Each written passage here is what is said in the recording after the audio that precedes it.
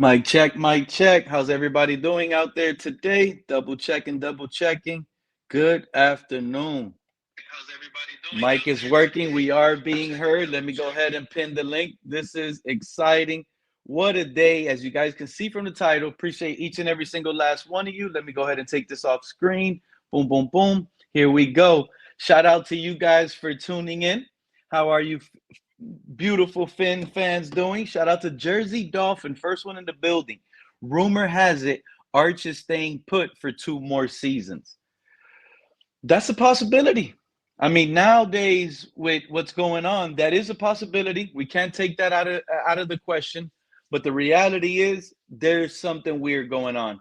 Um, the Colts are going to be in contentions for a top overall quarterback as well. The way I see it, Daniel Jones might come back, might not look too well off of that Achilles, and we know how that can go. And then the Colts could easily be in the top pick. I know you guys see the title, the Miami Dolphins versus the New York Jets, race for the top overall pick.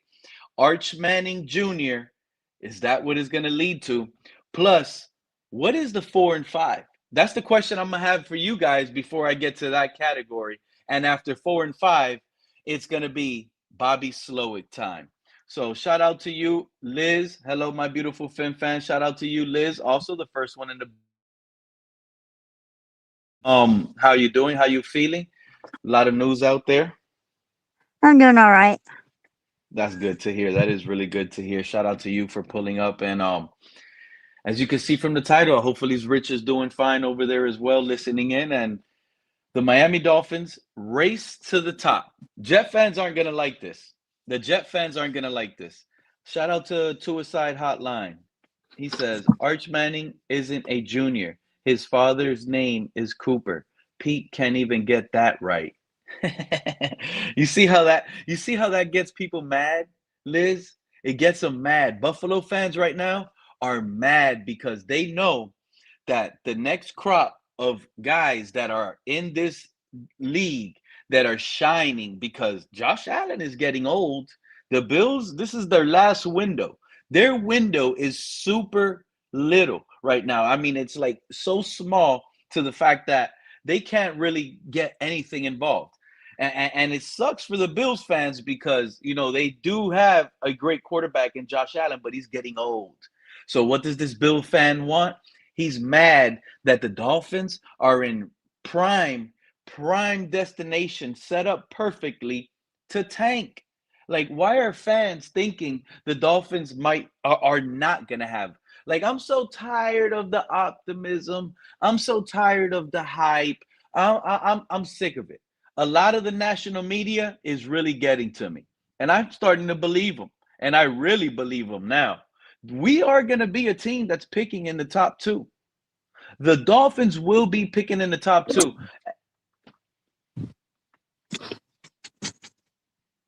It sucks. It sucks, Liz. I know it sucks. You don't want to hear that as a Dolphin fan. I could only sit here and speak based on what I feel and how I'm looking at it. Do you know what 4 and 5 is? Let's see if Suicide Hotline is smart enough to understand what 4 and 5 for the Miami Dolphins is. Does anybody out there, shout out to you, Nightmare, I see you in the chat. Does anybody out there know what 4 and 5 is? Bobby Slowik time? That's kind of a hint right there. I did it like that on purpose. 4 and 5, Bobby Slowik time. I'm curious to know if anybody understands what that is. Suicide Hotline, absolutely not. I mean, yes, it's part of wins and losses, but it has nothing to do with the regular season wins and losses. Nothing to do with the regular season wins and losses. But Jet fans, if you're tuning in, listening in, and you have this whole dream of, yes, somebody's talking about the Jets and Arch Manning and the top overall pick over here on Pete's Takes. Let's go dig in and hope for that. I feel bad for you guys. I really feel bad for you guys. The Jets right now are where the Dolphins kind of were in 2019. You see, Geno Smith is their Ryan Fitzpatrick right now. They have the Ryan Fitzpatrick that's going to win games, that's not going to favor them long term. the Jets will be picking number 2, number 3 overall. And they might be picking number 3 with the Raiders picking number 2. So really the number 3 pick, if no quarterback hungry team trades in front of the Jets, then the number 3 pick is clearly the second best quarterback coming out of the draft because the Raiders won't be selecting a quarterback. The Raiders are going to have a bad record. I think they're going to shelf Fernando Mendoza throughout the season, and they might start something like 2-10 before they even decide to unleash Fernando Mendoza this year. That's how I'm truly feeling. Cap, you came up. What's up, my guy? Yo, Liz, Pete, chat, Cap, the world. you see the title? You see the title, my man? Yes. Miami Dolphins versus the New York Jets race for the top overall pick. Who's going to get that? Because this is why it's important, Cap. And I hope every Dolphin fan understands this. I don't want to be the team selecting at 5 again and not getting the number 1 quarterback. I don't want to miss out on Joe Burrow this time around. Do you? Do you want to miss out on Joe Burrow? Who's the Joe Burrow, though, in this draft, though? Arch Manning. Do you want to miss out on Joe Burrow? So you can go ahead and, maybe we get the second best quarterback. Let's hope. Let's say John Mateer has an unbelievable season. 6'1" John Mateer goes and takes them to the title somehow. Stays healthy. Now we get John Mateer at 5 because he won the national title, and the Jets got Arch Manning with the number 1 pick. What up, Cap? What's up, True Fin Fan? 4-13. What up, Pete? How's it going, my brother? I'm gonna tell you right now, you're close, but you're close. I'm starting to lean. We're at 3-14, my guy. Okay, I'm there. I'm there with you. I've been thinking 3 and what is it? 3-14, 4-13. You're right on. You're right on what I expect. And I'm not. And this is not to go against the guys. This is not because this is no diss at Malik. At all. Because what people are saying about Malik Willis, what he could do, it's understandable. But in this league, you got to win these games. And you got to be a closer. And you got to be having a structure of a plan and a team. But let me ask you two gentlemen that just popped up on the panel. Do you guys know what 4 and 5 means on my title, Bobby Slowik time? I don't. Explain it. I don't know. 4 and 5. Can you take a guess? Because the Bills fan is loud and wrong. He thinks 4 and 5. He thinks 4 and 5 is I meant as we're gonna have 4 to 5 max wins on this season, and that's not what. Could it be 4? Could you be thinking 4 and 5 as in the first 9 games? Nope, that's not what it is either. Let's get even more spicy. Okay. Let's get even more spicy. Do you think that through the halfway point, if you guys think that we're gonna have not even 3 wins, do you think Bobby Slowik ends up taking over Jeff Hafley's spot? No way. No, that's not even. This has to be. I think the only way that Haf loses this job is if he's a Cam Cameron bad. You know what I'm saying? Like where you're seeing a dysfunctional team, then I'll be like, yo, when we're questioning obvious on the field calls, and you're like, what is he doing? But no, I don't think the first year. I don't know. I don't think the first year would have anything to do with his or anybody's job is on the line. Hey, Pete. Rich I'm gonna be honest with you, they're going to be running the 4 and 5. Oh, Rich said we're going to be. Oh, running that's what he thinks the 4. That's what Rich thinks the 4 and 5 on the title is. Tell Rich, I hate to tell him, but even in the background, my guy Rich, you are loud and wrong. Shout out to Mr. Park for coming in. I'm gonna get to it, but that was hey, but tell Rich that was a good guess. That was a good guess. Shout out to Rich. Yeah. Mr. Park, you're up here. I'm gonna go ahead and give you opportunity. What's up, my brother, I know you Mr. see Park? the title. Mr. Paul? I know you might not like it, Mr. Park, but do you have an idea of what 4 and 5 Bobby Slowik time means? And Cap for life, you're close, my guy. You are super close, and I like what you brought up to the table, close, by right? the way. Yeah. You are close. You are close. Go ahead, Mr. Park. First of all, let me say hello to Liz, Cap, my 2 brothers, Cap for life, and True Fans fan. And What's up, my brother? Good to hear you. Now, what you were saying about 4 and 5 now? The title of the show today is Miami Dolphins versus the New York Jets, the two teams that are racing for the top overall pick. Arch Manning Jr. might be that guy. Chances are, Mm-hmm. but based on all the Vegas odds, Arch Manning Jr. is the highest pick to take that number one pick. And then the second part of the title is what's 4 and 5 for the Miami Dolphins, with a hint of it's Bobby Slowik time. But what does 4 and 5? What do you think 4 and 5 means for the Miami Dolphins, and why it has me now thinking, you know what, guys like True Fin Fan, when they were up here saying, Pete, you're crazy for talking playoffs. I was crazy. I was crazy. But you see, the thing is, I was falling for the situation of the new beginning, the ending of Tua. I was so excited of that I was blind to accept reality of this team got worse. But Yeah. it took me realizing that Tua in Atlanta is doing what he was doing here in Miami, regardless that he still has the weak arm, he still can't move, he's still the guy that's frantic when the pocket is colliding. All of that is the same, I bet. But the fact that he is balling out during OTAs and shorts and our guys can't has me in full panic mode as a fan. It opened my eyes and I've realized what exactly is going on with our team. And when I tell you guys, this is set up for us to have the number one pick, you guys are going to be like, this is unbelievable. This is No, I unbelievable don't. I how. don't. I don't. I No, don't. no, I no. don't disagree. Uh-uh. I don't. Actually, everything that you're saying today, I am in agreement with you 100%. I don't think that you're. You see when people hear you say something like this, they don't. Some people are not going to be able to go into the depth of it, right? People don't understand. We saw Tua do this in OTAs countless amount of years. But what people don't want to understand, what you're saying, one of the reasons, because there's many reasons we could dive into today, but one of the reasons is, yeah, you Malik Willis might have looked good last year in the Green Bay, but it was only 3 games. As to where you got a guy that's going into year 7, whether he's good or Mm, not, he's going to look a whole lot more impressive from the jump than a guy who's really not experienced. Either of them. You could pick up Quinn Ewers or Malik Willis. They don't have the playing experience, the on-field experience of Tua.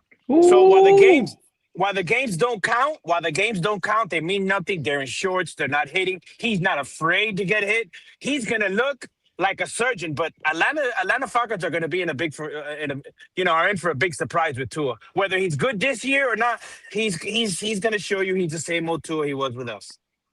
Yeah, I was gonna Okay. say I'm gonna use Pete's words on him. He's loud and wrong about Tua. Tua ain't gonna do diddly squat this year, or the No, next Pete's not year, the saying year after no, that. no. Pete's not saying that. I don't think. What No, he's I'm saying is, saying that. oh, okay, because I mean, it's not we us Dolphin fans. We know, like, okay, this is who he is. In practice, he's gonna look great. Everybody's reporting about how he's lighting it up, and then you see him on game time, and you're like, I don't see what they were seeing, but okay. Especially the last year. The last year for Tua was as bad as football behind center as I've seen in a long time for this team. I also want to Okay. give out a shout out to Packers fan Tom Gossi. He has reached 1,065,851 raised for St. Jude's. That's awesome. Yeah, that's great. That's Cause, awesome. cause I give to shrines for kids myself. But anyway, um uh Pete, when you say 4 to 5, okay, to me, and I could be wrong, but I'm just this is what it means to me. That's how many wins I see us winning this season coming up. Maybe 4 or 5 wins. Now that doesn't mean that I'm not saying that we are in bad shape right now where we going. What I'm saying is that I just don't know what we have with these young players. I don't know what we have with the new GM. I don't know what we have with the new head coach and what have you. And when you add all those things together along with some other things, to me, it says that we have a season coming up where, and I've said this on other platform podcasts, that I'm happy with the season coming up. I'm going to sit back. I'm going to sit back and enjoy watching these young players develop. These young players be learn to be disciplined. These young players learn how to execute when they get on the field. I'm also watching competition for most of these positions, and I'm going to include the quarterback because I'm going to be honest. If Quinn Ewers is out there lightening up better than Malik, then you go with the best.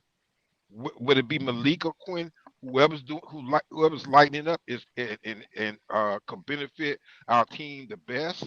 That's what I'm getting behind, and I'm behind both of them because they both are wearing Miami Dolphin uniforms. So at the end of the day, that's what I'm supporting right now. And like I said, I'm looking forward to the season.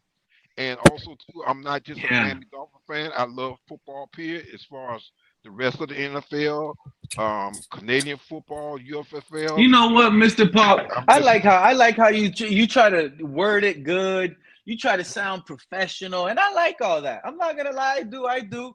But I'm here oh to boy, remind you something. All right, oh I'm here boy. to Here remind you we go. something because Cat for Life is close. True Fin Fan got a little close right now with his latest thing when he started talking about the max wins and stuff right now. Let me explain something to you, gentlemen, especially you, Mr. Paul, because you Mhm. are sitting here saying the right things. But what hurts me and irks me right now is the fact that what you're saying is good. This is what we want, and I agree with it. But that's not what's about to happen. In fact, what I think is about to happen is players in this locker room, they're not bought in. I don't think they're bought in. They're not believers. They're not going to believe what's going on. And that is going to hurt the development. These guys, think about this. The youngest roster in the league is getting coach, a first time head coach. But you might as well call Bobby Slowik a first time offensive coordinator as well. You might as well. But again, oh, Pete, cat in the hat, don't come up here with that today. Because today's not a good day to be coming up here, cat in the hat, talking about the whole 2022, 2023, CJ Stroud, Texans, Bobby Sloyd. All of that is gonna get thrown out the door today. Because I'm a little upset. Here's what 4 and 5 is, everybody. 4 and 5. When I realized 4 and 5, I said, holy moly, we are in trouble. Where is the veteranship? Mr. Paul, where is the guys that are going to develop these guys? The leaders, the experience. Where is it on our roster? I ask We you, don't have. Mr. Paul. We don't have it. Okay. And then not only don't we have leadership at the coaching department that can teach development, that they continue to say it's the work, like you, especially Mr. Paul. Oh, well, this is what I want to see. I want to see throughout the season. It don't have to be wins, but as long as I see the players progressing and No, I developing. did not say that. I did not. No, no, But no, no, but Pete. but here's the thing. No, It Pete. No, kind of no, got no, close Pete. to that. It Let's was back it close to up. that. No, It Pete. was But you close to that. no. But the way you worded, Pete, it sounds doesn't sound right. I'm gonna say it Yeah, but again. but it I was didn't got say no, okay. no. I Say did it. not Say it. say no, Pete. I did not say nothing about no wins. I said this is a season where I want to sit back and be Uh huh. and be happy with the team and watch our young players develop. Watch our young players Exactly. compete for the position. Watch these young players learn discipline and execution. That's what I want to They're see. not gonna Now, learn hold on, any hold of on, Pete. that. Let They me don't finish, Pete. have that in the Let me building. This finish. is what Let I'm. me finish, Pete. Let me finish. Now, that's up to the head. That's up to the head coach and well, mainly the head coach, and also partially the GM. Now, if that doesn't happen, then that means that we got some problems with our coaching and GM. That means we got some Bingo. problems. And that's what I'm pointing out So here, so Mr. Park. If so you but let but me hold finish, no hold I up, but hold up. Let me finish in there. Okay, let me finish in there. Now, if that does happen and what have you, it's gonna be up to the CEO to decide if he wants to go along and let the head coach and GM slide this season going into the next season. That's up to them. With me, I'm not going to stress it out. I'm not going to stress out. Let these guys do what they want to do, and let's see what happens. Because we don't know because they have not. They have not played in past yet. We have not had preseason yet. We're not in the middle of the regular season yet. We don't know what we're gonna get with this team. So we just gotta wait Oh, and see. so okay, you want to wait and see. You want to wait and see. And that's another thing. Hey, Cap for Life, and everybody up here, did you guys hear Mike Florio bring out the situation where Stephen Ross has stepped out? Hey, I said that for 6 months, and everybody on Twitter and everybody on YouTube kept giving me pushback. Oh, that Ross is going to be here forever. I kept saying, bro, the son-in-law is going to take over the team. He's a sports agent type of guy. He's got that vibe. Oh, no, you don't know what the hell you're talking about.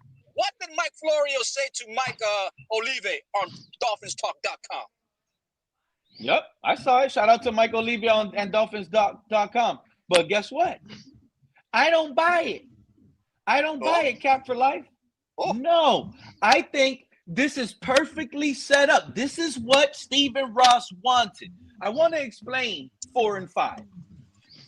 Because when you think about it, get out of the hype zone. I like Quinn Ewers. I'm excited for Malik Willis. I am. But when you bring in, there's no other team in the league. Think about what I'm going to say. There's no other team in the league that has their quarterback room filled with only, as a career starter, wins and losses, 4 and 5 record. Malik Willis's career record is 3 and 3. Quinn Ewers is 1 and 2. That's 9 games. That's 9 career games between our quarterbacks.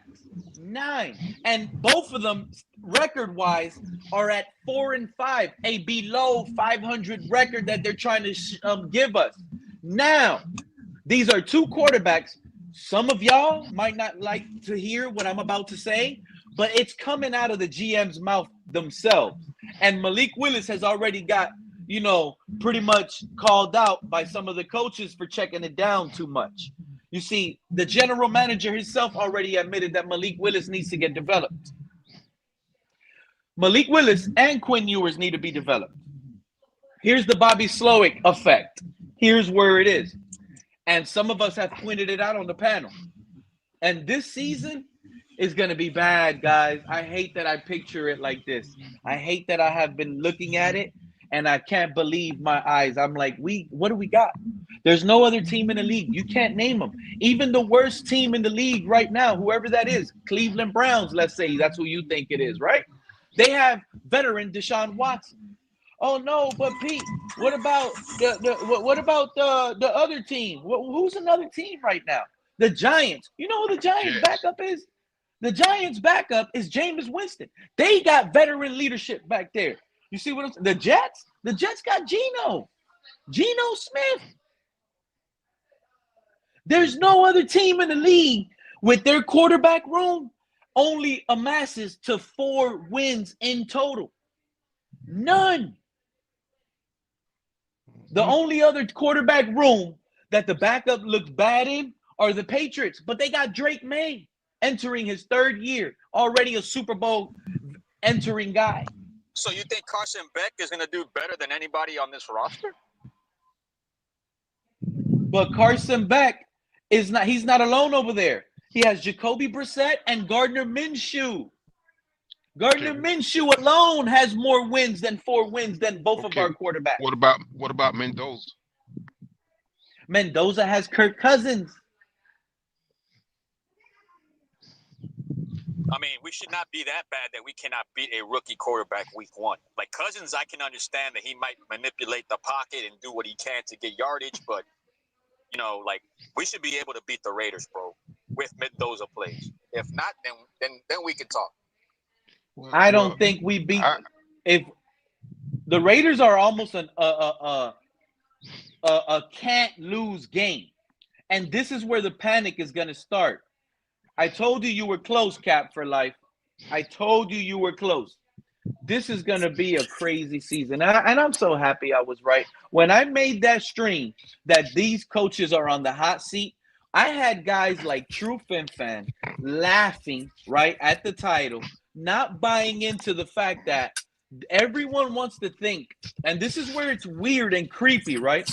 Everyone wants to sit here and say, oh, if we have a bad season and we're picking number one overall pick, Jeff Halfley, he has a grace. He has grace.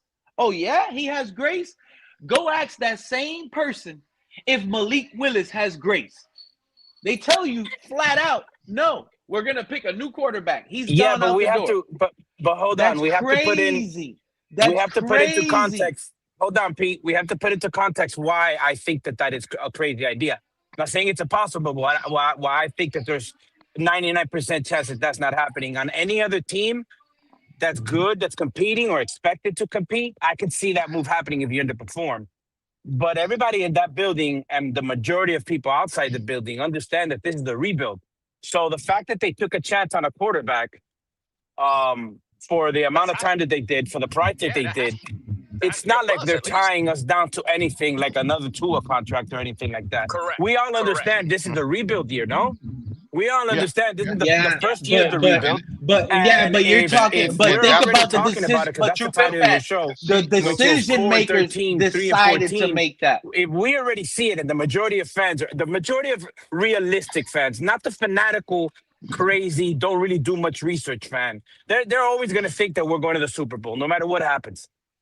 But the fans have been watching football long enough that I'm gonna understand tell you right what now. the I'm gonna cap tell is, you what the right cap now does, what I how see long it happening. opens windows up for. We understand that this is the beginning of the window starting to open now, right? It's still a little bit The closed because we still rebuild got all is that dead about cap, to but the happen window real still soon, isn't fellas. open You best completely. believe that. The rebuild Until we hasn't don't even get happened. the talent in here that said that we say, wait a minute, I think we could do something. Like realistically, that's when your windows open. That's what the definition of the word is. So right now, for me to think that a guy in Stephen Ross who committed, wasn't it Stephen Ross or was that Heisenga that committed 7 years into Tannehill, 6 years into Tua? Okay, when the majority of everybody was already saying this is not it, was going to commit 13 another years. year into Mike McDaniel. 13 Had years. Troy Aikman not come in and change things, he was going to be that dumb. Yeah, I don't see how that guy now all of a sudden at 85 years old has a complete change of heart and mind into who he is and says you got 1 year on a rebuild. Like that's just doesn't sound reasonable to me. You know what? And I'm glad you brought up Troy Aikman's name because that's who I think might be the next general manager for the Dolphins. If you ask me now, Of course, Bro, hey, I True, can't before hear because you get anything. I'm but just hey, gonna listen to hey, you guys, bro, because this tree hey, shit check it. sucks, bro. I'll No, keep hey, listening check to it, you guys. True. True, before you get off, True, check it. Look, like you're not too far off with Ross, bro. Like these signs that's happening right now with him selling percentages at 10% to different ownerships and him stepping aside to focus more on his new business venture that he has down here that happens to be all like as far as construction base and everything that he does. I got a feeling he's gonna sell the team, bro. I think so too. And then it's one person I keep hearing. I can't remember his name. That's interested in buying the Dolphins. I don't know if this is the same guy you're talking about. Now, when I No, say no, this, that I'm not saying it yeah, against yeah, nobody, that but guy, it's an nah, Asian that guy. guy lives nah. here. He You lives see, here, but he would nah. buy it, but I he don't. wouldn't sell it to him. You see, this is the Yeah, thing, Cap. hold on. What This Cap is the said? thing, Cap. A lot of what Stephen Ross is setting up for, and that's why I'm glad Mike Florio said what he said because it's almost confirmed. Saying and stating that Stephen Ross is stepping out. Think about it. An owner being called out as stepping out in a bad looking season. In a season that I'm trying to tell you that 4-5 is probably the worst probably plan that you can set yourself up to. We could have had Kirk Cousins. Kirk Cousins could have been a good quarterback for Bobby Slowik to groom in and sell as a product that you're rebuilding, but you also mean business. You see what I'm saying? Here, we don't have nothing but hope. And that hope goes away fast. And I'm talking about preseason fast. And here's the issue it's funny, Cap, this whole Stephen Ross thing coming out now, and they're blaming that he's stepping out, he's not involved in a season where it's going to look like, at least on paper, based on what I see and what I have kind of like figured out and put in my head, It's going to be one of the worst seasons for a Dolphin fan, but in fact, it's going to be one of the best seasons ever when you look back at it. It's going to be a rough year to deal with it, but then when we're in this time next season, this date next season, and it's confirmed, we have Arch Manning. We have our new coach. We have our new GM. This is when the rebuild is officially begun and started, because we have no franchise quarterback at the moment. Absolutely not. We have a product that needs to get developed, that his ceiling could be high, but also needs a team around him and a structure to develop that guy. Matt LaFleur in Green Bay is no slouch. He has a lot of experience. He's been there with that whole scheme time and time over and over. It's been the same culture, same structure. He came in 2 seasons, same thing. Now you're asking Malik Willis to take over a whole roster. He's not ready. He never looked like he's been ready. And honestly, this is where the fall off is happening now. If you pay attention, because this team, this regime, they're bought in to Malik. He is the starter. The man is going to be the starter. Week 1.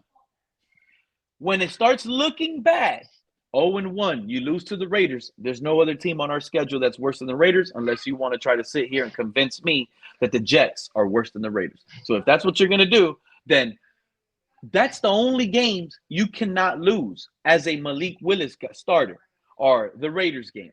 Week 2, 3, 4, 5. Now you're sitting at 0-5.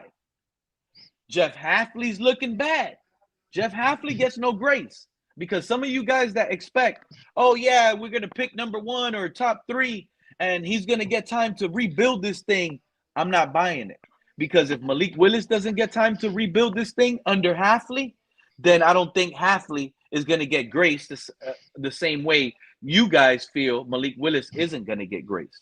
So if Malik Willis doesn't have grace for 2 years, then Jeff Hafley does not have grace for 2 years in a situation where we come out, right, and sit here and look at it as, oh, this coach went out of the way. This GM went out of the way to convince Stephen Ross that this is the guy to build with in the future. This is the guy. But you guys are convinced that even if it loses and we're picking top 2, top 1, you guys are convinced Malik is out. And if that's the case, like I keep repeating myself so you come to an understanding, then so is this head coach. And this is going to be an in-season firing. I smell it. I smell it. And shout out to YME 2500 in the chat, because there's some fans, when they listen to the plot, they know where the conclusion ends, right? There's a reason why Cap for Life earlier in the stream was getting hot. He was getting hot because the moment they remove this quarterback out of the picture, this is when the question marks are going to pop up with the coaching staff making the right decisions. Especially, shout out to Red Swarm in the chat. I see you, my guy. Especially, listen to me clearly, especially if Tua in Atlanta is winning games, which I highly doubt, but let's say that is the case based on OTA reports and how their roster's set up, good offensive line, good weapons, easy, everything everybody else was saying. I'm not only the one saying, everybody else has been saying this. Easy division. So if Tua's winning and we're losing, this coaching staff is going to look miserable.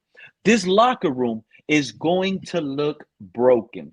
A-Chain is gone. Brooks is gone. Shout out to Mark the Bills fan. Aaron Brewer might be gone. Shoot, Patrick Paul might get traded, because the moment we look bad, think about the backup plan. The moment we look bad, Patrick Paul is gone. He's out of here too. You guys gotta get out of this whole situation where there's a reason why they said they're not gonna put Caden Proctor on the right side.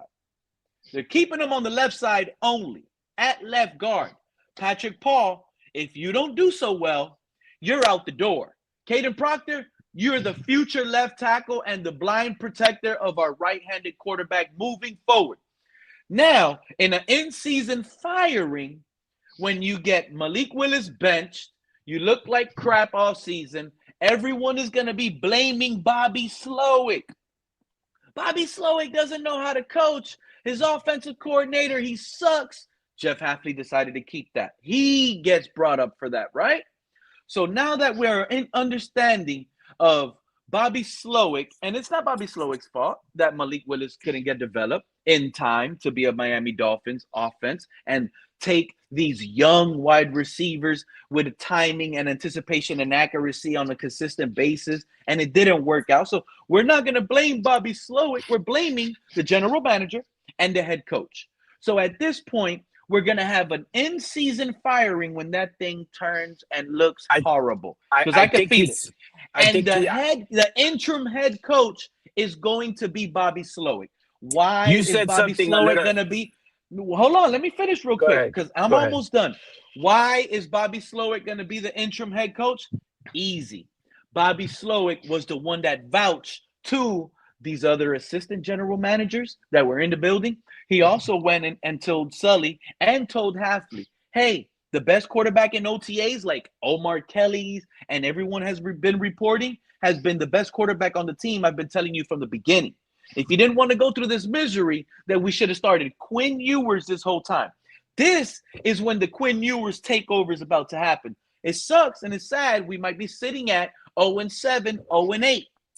But Quinn Ewers gets to come in at the toughest portion of the time, and now we finally get to see what the next rebuild is going to actually look like with an owner that decided to step back, cause all of this, and they're probably sitting back laughing at this situation, if you ask me, because there's no way this makes sense.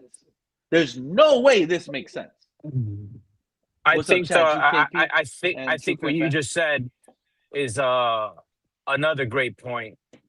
One of the reasons that I think that they have, if Patrick Paul has another year like he did last year or better, because he's going to be another year in, he's going to work himself into $100 million contract. And I think that's his left tackle spot. Yeah, at the left tackle spot. And I think what you just said makes perfect sense. They got this guy on the left side as a guard because you already got your starting tackle with 2-3 years in. But I think that they're going to end up saying, okay, no, we're not going to pay you the $100 million because we believe that this guy could be our next starting left tackle. That is another point that I've been seeing about or thinking about. Yeah. Patrick Paul is in trouble, and he's in a must-show-up situation. And the last regime, this man is a second rounder that everyone wants to sit here and crown as special. He only has one season under his belt. One. And now you're going into another scheme change, supposedly? Because it has to be a scheme change if we're going to go with Malik Willis's scheme that fits him. But we've already been told otherwise, so he has to learn that. What's up, chat? What's up, KP? Hey, a scheme change from what? These guys have not yet had a season yet. So they're establishing their system. They're not continuing a system or no, they're doing the same system from last year. Same thing. No, it's already been confirmed. No. This is a no. The man said it's the same thing. No. And this is out of the Bobby Slowik's mouth. He said this comes. I don't care what they say. It's a different player. The same thing. Different player with different abilities. There's no way you run the same scheme. It's a different. They're running the same offense. Different. There's no way. Different. You don't have the same players.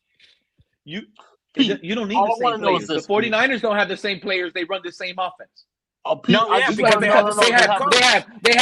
had slow. They have Mike Shanahan there for at least 7-8 years. Yeah, I understand. But they didn't have the speed. Like, this scheme don't need speed. It don't need Jada Waddle and Tyreek Hill just to run this scheme. How many chickens have you sacrificed over the last 3 months since Malik Willis has been here? That's all I want to know. Because I love KP. And I love KP. Listen, but KP, let me ask you a question. KP said, "How many chickens have you sacrificed?" I love it. But KP, do you see the title? Or you just throw him in that river? Yeah, I did. Miami Dolphins versus NY Jets. Yes. The race for the top overall pick. This is what the consensus, the everyone around has us selecting right now. The number one, we're racing with the Jets for Arch Manning. That's what everybody's mock draft has. And then You see that second part on the title? 4 and 5. Do you know what that 4 and 5 means to you? What do you think I wrote that for? Or did you hear me already explain it? No, I don't know. I didn't hear anything. I just tuned in. Go So ahead, break that if you down. would What is have the been 4 and looking at 5? what do you think 4 and 5 is? Are you saying 4 and 5 in the first 9 games? I don't know. A 4 and 5 Man, record nope. in the first 9 games? Is that what you're talking about? No, that's not what it is. It's sadder than that. It's actually sadder than that, KP. That's our career record with our starting quarterbacks right now. Our head coach is 0-0. He has no career wins. He's zero. Our quarterbacks combined, this is the lowest win-loss record in the entire NFL. Nobody is even close to that. Drake May and I think the Patriots are the only team closest to us, and that's because he's about to get into his third season, but he already has 18 wins possibly under his belt. And I could be wrong on the total wins he has, but that might be the lowest amount of victories on a quarterback roster in the NFL if you dig in, because I pretty much just did it through my head real quick, looking at the teams and just did prediction wise. So I didn't really statistically dig into it, but I'm visualizing it right as 4 and 5. There's no team close to us. Like the next team might be 18 wins in total. And that might be the Patriots. I don't know Well, another team. I don't that's have why it. your expectation for high wins is unrealistic. Most people understand that this team is going to have a steep learning curve this season. Absolutely. Yeah, So okay. And I said this earlier, KP. What Absolutely. you're about to say is exactly how Mr. Paul. It kind of it goes into that same compare and contrast circle, and I get it. What you guys want to sit here and say is the right thing. Yeah, what you need to take in this season is the development of these guys and how it goes, But and don't are take any wins of those and is that not a fact though? Are we lying in any way, shape, or form it's not. where I we I keep say, telling you okay, what you good guys are question, saying is the QP. right thing. That's why I say what you guys keep saying, it's the right thing.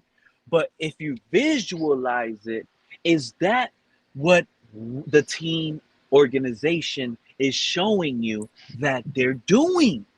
That's the question. Forget about what you know is right to say. Is this team, your favorite team, the Miami Dolphins, showing you and proving to you that they're looking to develop guys and they're looking to I mean, groom You're guys not gonna I know with that can't yet with because with analyze that. yeah, It's OTAs. experience and I, leadership, bro, I don't have bro. enough. What I don't and have this is, enough you know who we have at to quarterback right analyze now, and and KP, close your ears, this is KP. OTAs. You know what it feels like we have at quarterback right now? Shane Falco from the replacements. We have the Oh, come on, replacement dog. team right Nah, now. come on. We got Nah, Shane come on. Falcon. What was it, Shane Falco? That's what's going on. How do you have and Come how on, do you man. put how do you have and how do you put one of the youngest roster? Because remember, the NFL was a plan. These guys got together. So you're telling me all this young, inexperienced guys at their position, all of them, are gonna sit here and make the right first time moves at their position and they're going to get it right when there's No. experienced coaches out there that can't even get it right for their squad. No, absolutely not. I'm not, which is why, which is why I So told this you is why several I'm times. pointing out the locker room. I believe Slowik is going to be in that building. They're going to lean on him because Slowik knows what's best for the team is that type of style. Well, that doesn't mean it's best for the team. Let me make this straight. What's best for the team right now is for them to show proof that they're building around Malik Willis, and they're not doing that. Well, They the didn't show contract that they're doing itself, that. but you got to go wait. But in order for you to say that, like that's not a surprise, is it? If we look at the length of the contract itself, it's basically a contract that's telling you we're taking a gamble, we're not committed, right? Because a commitment is a 4 plus. This is a 2 year deal with, if No, no, I'm no, not no, no, no, no, no, mistaken, no, no, no, no, no, no, no, no, no, no. Name another player in the NFL that ever got a $60+ million quarter contract that only had I'm not six career concerned with that. I'm starts. concerned with the player that's Six playing for the career Miami starts. Dolphins. We're This is talking in a this is This is No, but entirely a why would I Sully care? and Hafley decision. Why would This is I their care about decision. what anybody else is doing or done? Right now, we're talking about our team, correct? So what I'm looking at Yes. here is, so what I'm looking at here is the facts. Like, oh, they're showing us that they're not committed on a 2-year contract with a third. If I'm not mistaken, somebody refresh me here. Is it 2 years with an option for a third, 3 or years, 67 million. what? Right. Okay. So it's 3 years guaranteed with an option for a fourth, or is it 2 years with a 30-year option? I know there's an option. I know there's an option. All I know is that the all contract I is know not is it's a 3 year, chunky 67 enough. million. This first upcoming season, True Fin Fan, he's only costing us 5 million in cap, so that's great. You know, And next next year, year we might have an out, and it might not hit us in the next year, cap no, that there is, much. there is, there is. So That just refreshed my memory. Yes, there you is. know, There's an out after the second year. he But what Right, I'm and saying, he and that right there lets you know what they're thinking about as far as the quarterback roster. Because Hafley said even before we brought in Malik Willis that they are going to go into the draft and get a quarterback. yep, Not yeah, we're what I'm drafting a trying to say, quarterback. until they're going to draft a quarterback until they make a hit. That's what they were I'll saying. This is say Now why I'm this. that, blocked. This is why I'm blocked from the Miami I'll, Dolphins, Mr. I'll Pong, say this, Mister because I Pong, will to your, say what's about to happen, and they know they're not gonna fool a to fan like your, me. I've to. been a fan for too long. Hold They on, are Pete. doing this on purpose, and when I say they, this is Stephen Ross No, and those big guys. They're doing this on purpose I'm gonna so look we at can it this have. way. They're I'm but gonna tanking. look. They're I'm tanking. gonna. can you Once say a that? Right, tanker, right, right. Well, always a okay, tanker. okay. He's tanking, I'm but gonna he's tell you throwing like things this: out, making it the seem like fact he's that not they are, tanking. He's tanking. Stephen Ross is a liar. if you want to analyze, realistically, I believe that they're being as responsible as they could be. They like a guy. They like what they saw in the guy, right? When they were in Green Hmm. Bay, they brought him over. They didn't overcommit. They gave him 2 years.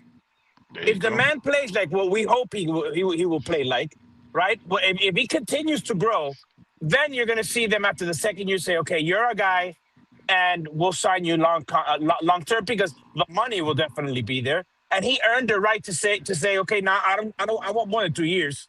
I need to They guarantee me more don't. than two They're not years. gonna let him be that guy. This is what I'm I trying to disagree. I explain to disagree. y'all. I No, Yeah, disagree. there They will like be they an Let they him they opportunity. like be him. that that's guy. where I draw the line, Pete. They like Yeah, him, and he played very well in Green Bay. Whether it's a small You sample know size or what's not, gonna whatever. happen? Whether you You know like him or what's not, Pete. happening? But the fact is, the kid played It's not very that I well. like him or not.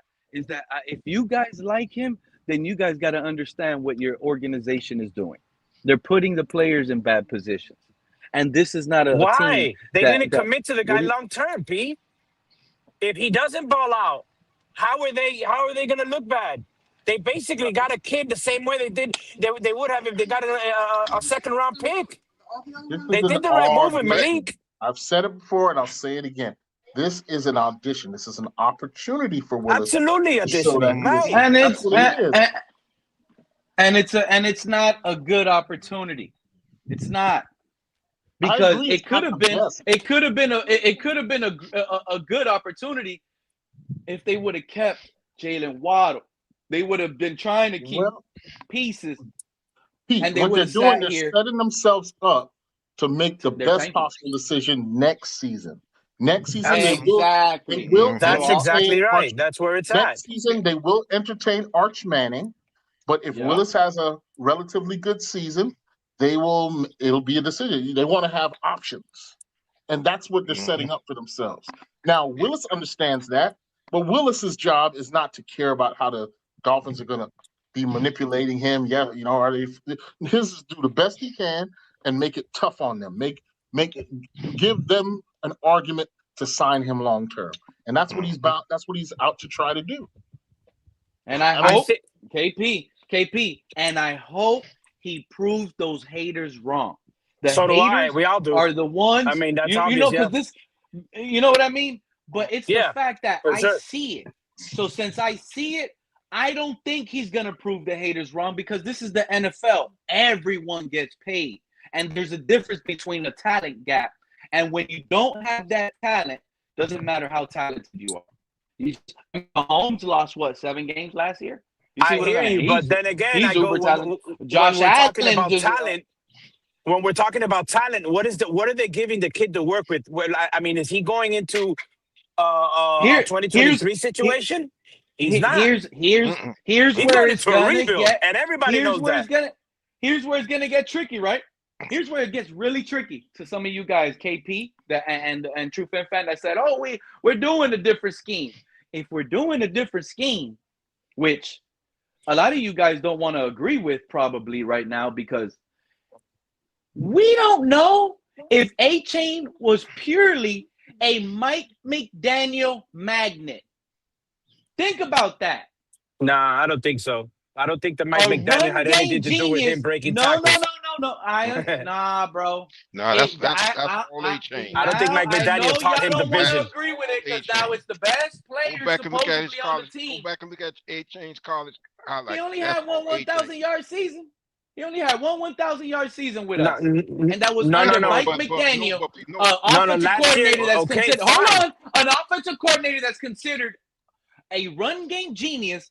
And if you pay attention to league circles now, you hear everyone saying, "Oh, Marion Hampton is going to lead the league in rushing." And when they say that, they don't bring up, "Oh, Marion Hampton is injury prone. He missed a few games." No, they bring up the fact that Mike McDaniel is now with the Chargers, and that's why Omarion Hampton is going to lead the league in rushing yards.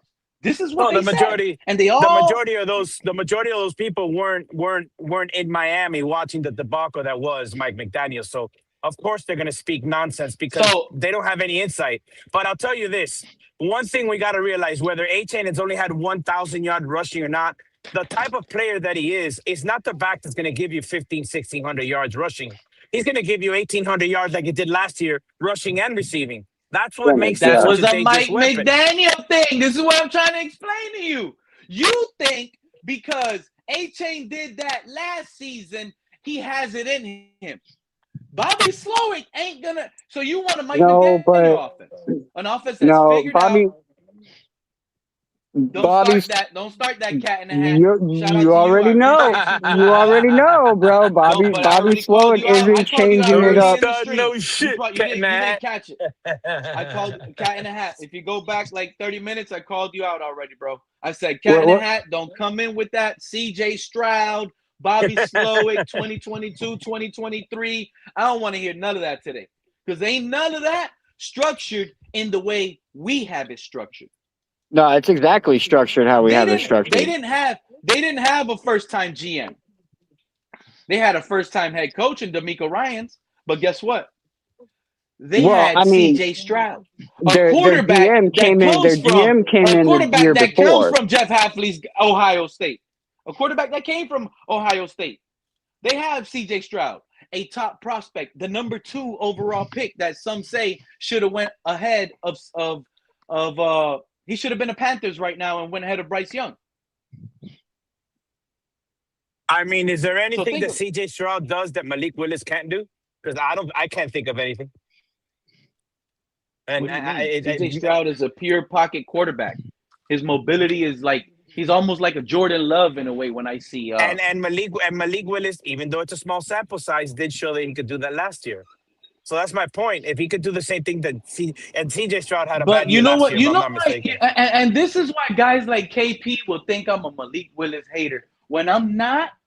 But in fact, when you have guys like True Fin Fan that'll say, and it sucks to go against a team and stuff like that. But when you hear people listening that are in the chat, they're driving. You probably got shout out to Lance. I hope you're out there driving your pickup, your 18-wheeler. You're driving safe and you're listening into this right now. Because someone like Lance who's driving and listening in on the radio that can't type because they're driving, they can't dispute and say, you know what? Tanner McKee had one great game. Jake Browning had one great showing when he started. His sample size is small. You know what I'm saying? I'm driving there's too, a dog. lot of names that their sample size is small that had a good game or two. You see where I'm going with it? Like Malik Willis. So now we're this is bad. This is bad. You guys got to stop that and embrace the tank. Now you want to 100% agreement with you. I'm in 100% agreement with you that this is going to be an ugly year. What what the difference between a shitty team and an ugly year for us is it's an ugly year that we know has to happen in order for us to get better. And it's There you mainly cap go. wise. And the other one is the youth and inexperience. If everything could come together, we should be really good again within the next 2 years.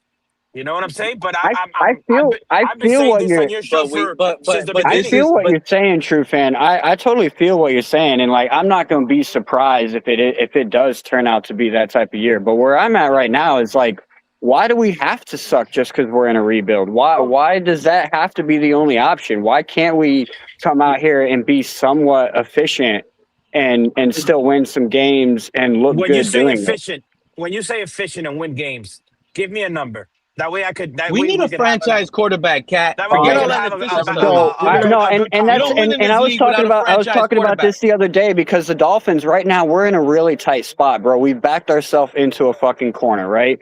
Because it's Yep. like there's really no true answer to how this season can turn out, right? Unless it turns out in one of a few scenarios.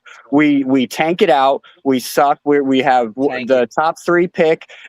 Willis is clearly not the guy, and it shows. Yep. And that's a win, right? But you can also get a Yep. win with 8 wins, right? You go out there, we have 8 tough wins, we battle it out. Malik Willis in that shows that he's the guy and can be the guy of the future. In doing that, we just fail to make the playoffs slightly, but we have good wins against some teams that So people you're were agreeing with me probably then? sleeping on us. You're But you're let's say, subconsciously but agreeing with me. You know that, right? No, he's right, basically saying that context matters.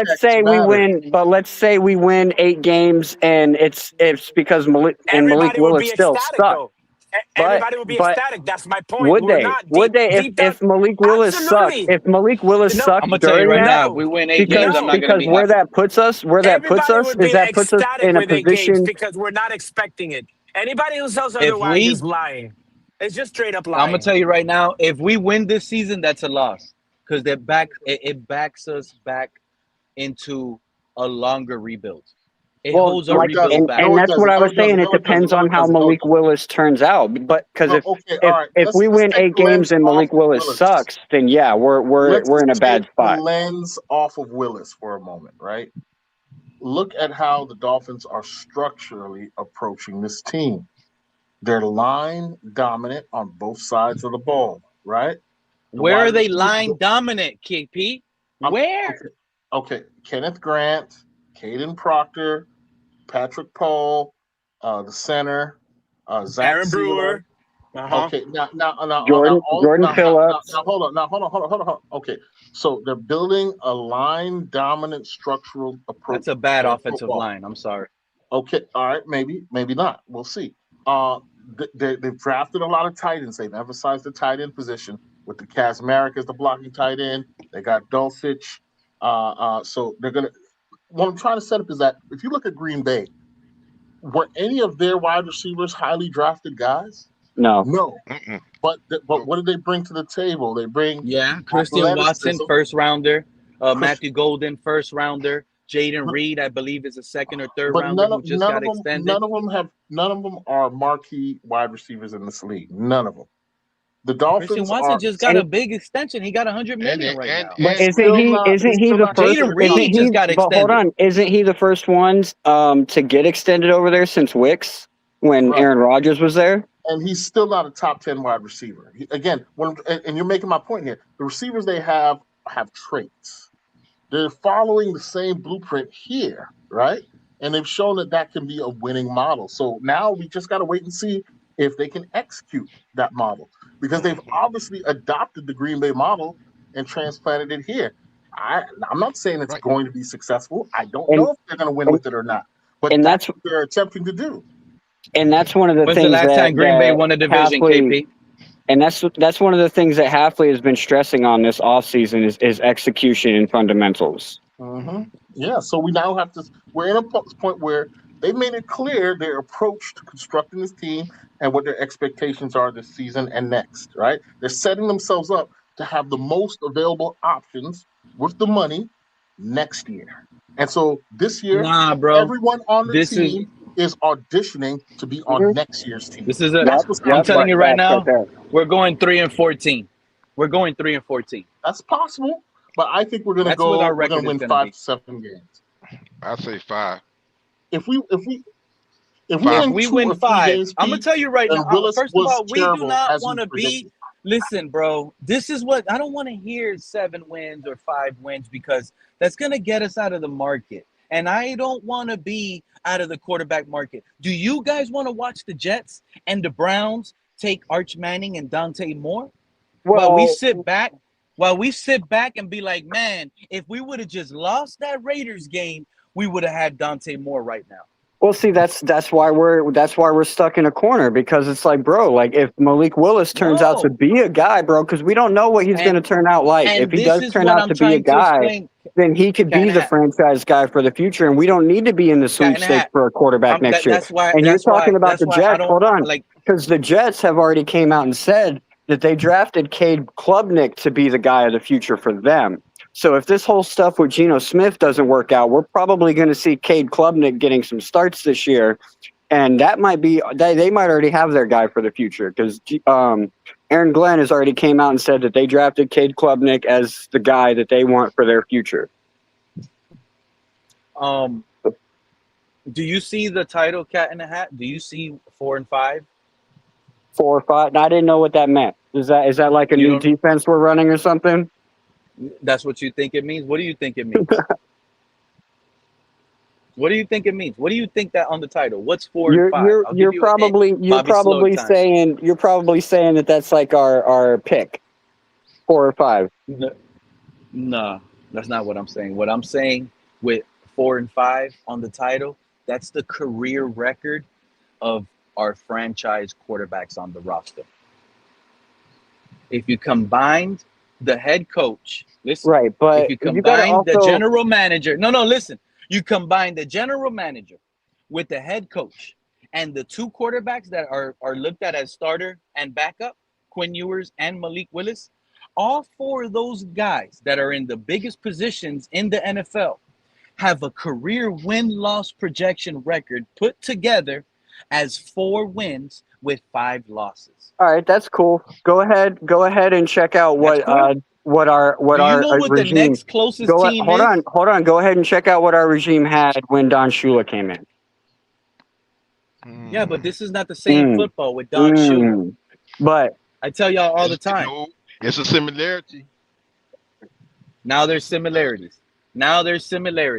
Yeah, because There is no. You can't when even Don hey, coach. Shula, You can't even smoke Don a cigarette on the when Don sideline like you used hey, to. Don Shula yesterday used to smoke his stogies on the sideline. yesterday was 72 days until the NFL kicked off. I went ahead and highlighted the 72 Dolphins team. One of the things that they did, they focused on that no-name defense. That no-name defense was called the no-name defense because they specialize in efficiency and effectiveness over big names.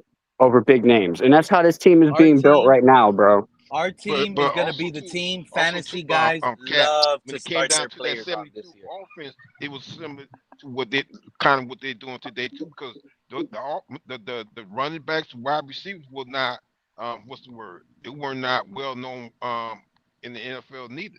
It's like Don Shula pieced together offense, defense, Don Shula, and Don Shula. they executed. They did that.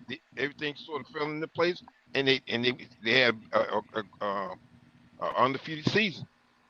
This is what y'all gonna do And I with the know you next don't coach want we to hire. accept it. I know you I'm This is don't what want to we're gonna do accept with the it, Pete, next. Every time but we bro, hire the a new coach, blueprint, it's always Don Shula. no. It has not been like that every time we hired a new coach, especially Mike Every McDaniel. coach, it's always But Don right now, Shula. that blueprint is all over the Dolphins organization right now. The Don Shula blueprint is all over our organization right now.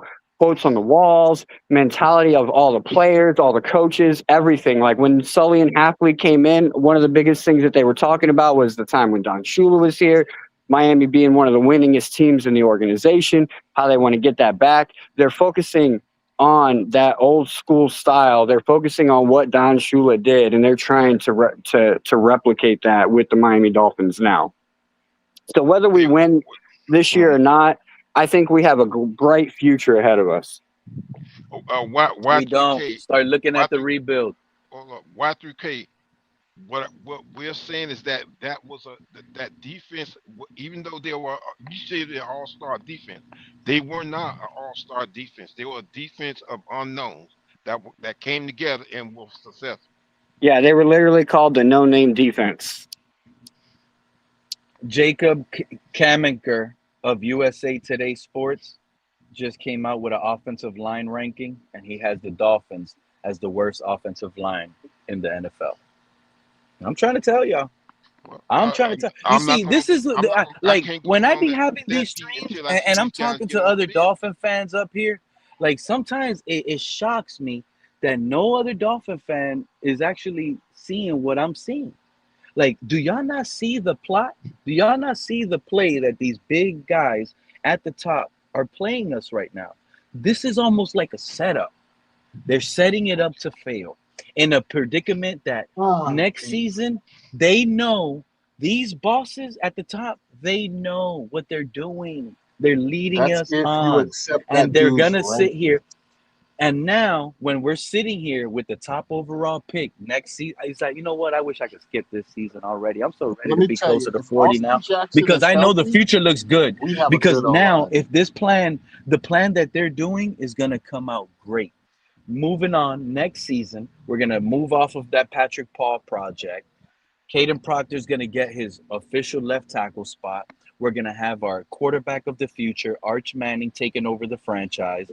And next thing you know, the offense Brewer might be gone. You see, this is another thing. Do y'all know Pete Prisco of CBS? Pete Prisco had Brewer ranked at 76 as the offensive line or something, which is in the top 100 players, which is good, right? But he also mentioned something I keep telling you guys about. He said Aaron Brewer in Tennessee was bad, real bad. He was getting overpowered by defensive tackles because he doesn't fit the size to be a mauling center. But in Miami, with Mike McDaniel and that zone blocking scheme, he was able to use his skill set and get to the second level and That is dominate true, blocks. but we just Okay? re-signed him. So, but KP, listen to me. The offense, right, that the Green Bay way is not about getting the center into the second level at a high rate like we But used to. Pete, 10 minutes Their ago you were center saying in we're going to Green run the Bay same is six system. foot five, Now you're three saying hundred and now you're fifty agreeing pound with me. giant. Now you're What? agreeing with me. We are going to run the Green Bay system.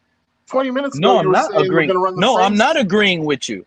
So are I'm we going to run telling the you same that we're system or not. a Green Bay system? You got to make We're a running decision. Mike. We're running Mike McDaniel's system like it's been confirmed by Bobby Slowik So then with how's a Brewer the problem? different vertical pass game on routes. The routes might be more vertical.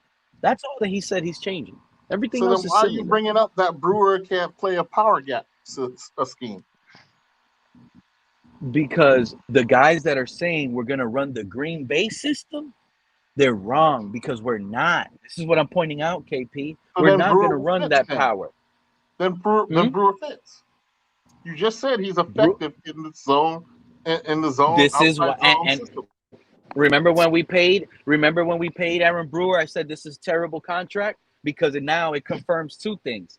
We're keeping this Mike McDaniel style outside zone scheme along with A Chain. We're going to keep it because this is what they were good at offensively, which that looks bad on Malik Willis because if Oh, they don't see, implement okay, that's where I wanted a you to get scheme. to. You are stuck Exactly, on KP. the You know where idea. I'm going. Yeah, you are This stuck on the man idea is that not Willis a cannot be pocket effective. passing quarterback. I He's can't not. wait. He wasn't even that at I Liberty. hope you read my Who byline on developed my this guy? profile. I'm keeping these receipts No, on Pete. Mark that and down. You and are and no, convinced that he cannot be successful. I can't wait. I can't wait. and Pete's not far off though. Yep, Like yep. he Then is call not me a that. pocket Then passer, and call that's me one a of the Malik things Willis hater. Then KP, I'll be that's that. one of the This things is that he home of needs the to tank. work on. Embrace the tank, Dolphin fans. Hold This on, is But hold on. home he of knows fans that he that needs just to want to work on it. embrace the Hold tank. on. Let me be a I'm not gonna have mediator a here. miserable season. Let me try to be a mediator here because if I'm not mistaken, if I'm not now we're talking about all this pocket quarterback. If I'm not mistaken, haven't we all talked? Not just us, everybody talked about how the game is evolving and you need to have a dual threat quarterback. What now Right, are you That's a guys? lie. Yeah, It's Matthews. right. That's a lie. But Oh, look at Mr. Puff now where talking about I'm yes, coming and he was from, just saying the game ain't changed. true You Fin fan, where I'm coming from, true Dolphins just Fin saying the fan, game ain't Malik changed much Willis. since the '70s, and now he thinks and now you need a. Come on. But where I'm coming from with it, true Fin fan, is Malik Willis has the tendency. It's not necessarily him needing to be a pocket passer. He has the tendency to tuck it and run before waiting it out and trying to find somebody open downfield. That's the area that he needs to work on, is his decision making. Because there's been multiple times where he's decided to just tuck it and run, and if he would have just held on to it for another half a second, he could have slung it downfield for a much larger gain. Yes, and I cannot tell you you're right or wrong because I haven't watched that in film enough. But what I can tell you is whether you're right or wrong, the guy only started 3 games. Are we talking about a guy who's been playing for 7 years? That's what he does. So for us to sit here and pretend like he can't be coached into, hey, don't panic. Wait for it. Can't be motivated. He can't see it himself and say, "You're right. I'm going to trust it." We're talking about Malik Willis like if he has sucked for 7-8 years. And we're talking about a guy. And hold on, let me get in here. And they're ignoring the fact that this transition has been made by guys who won Super Bowls and have had Hall of Fame careers. Guys like John Elway, who can move. Guys like Steve Young, who could move. Absolutely. And if you combine that with the efficiency, improved mechanics, footwork that Willis put on tape, in addition to the productivity, then yes, he deserves the opportunity. Oh, and 100%, again, and let me the last point. And then this stigma that he is not a pocket quarterback is one that is often used against certain guys repeatedly until they change people's minds. Okay, so that's why I'm saying my byline says it. Keeping receipts on all these Willis naysayers who want to project that they know what he is and what he's going to be. Let's see. I just think it's unfair. Oh yeah, I'm gonna I just think project. it's unfair. Oh yeah, And I've seen the progression. It's gonna be bad. I don't see the offense he was running here where he was running at Liberty. We'll wait and see. We'll wait and see, KP. And then you don't sit here later on and complain when we're not running an offense that's tailoring him. Why? Because you are keeping receipts, and so am I. You think he's going to end up being a developed pocket passer. Cool story. We'll wait and see. No, that guy's not going to win 2 games this season, KP. No, that's not. Go ahead. No, but that's not what any they of don't us even, are saying. They're not even going to ask that guy. They're not even going to ask that guy to run. So you guys that are sitting here saying, "Oh, nobody's saying that he's going to run and he's going to do this," they're not even going to tell that guy to run. No, nobody's saying that. I want to know what I'm arguing with. What I'm arguing with you guys is I want to see a quarterback design. I'm saying, why are we? If we're fans of this team, why are we pretending? I get it. It was a small sample size. Great. But it still happened. He still looked very good. Are we going to actually sit here and say that we were the only team that was trying to get Malik? Because we weren't. Yeah, no, Arizona was trying to get him heavy too. But at the end of the day, I checked out his film, right? I checked out his film all the way back through high school. I've seen the ups. I've seen the downs. Tennessee was definitely a down year for him. You're talking about high school, though, Kat. Come on, man. High school, college, Tennessee, Green Bay, all the film.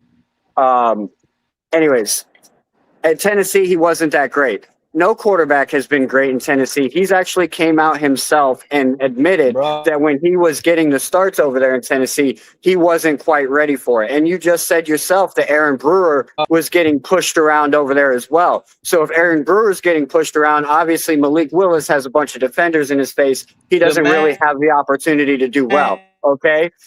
He goes to Green Bay. He doesn't get a whole lot of starts, but with the starts that he does get, it's night and day, right? It's night and day from what he did in Tennessee to what he did in What's funny about Malik Willis, Green Bay. On his film, I'm sorry, Cat in the Hat. I got a delay. Hey, Pete, you know what? Tua's going to look good in preseason and do bad in the regular season. You know what?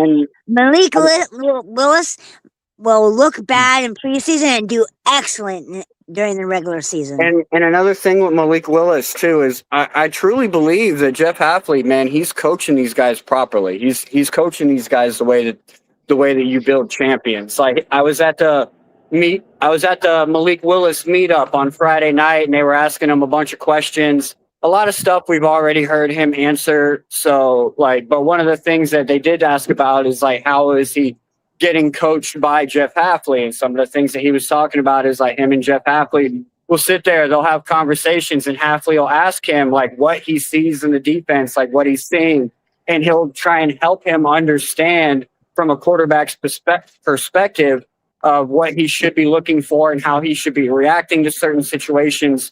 So I do believe that Malik Willis is getting the proper coaching. So he's got the tools, he's got the assets, he's got the coaching there. Now it's going to be up to him to go out there and execute. And I think the fact that he doesn't have a whole bunch of big names, right? A whole bunch of big names to utilize in the passing game is really going to be a testament of how either good or how bad he really is going to be. Because if he can go out there with these guys and pull off 8, 9, 10 wins, imagine what he can do with a Justin Jefferson who's going to be a free agent next year. That we'll have the money to go out and get.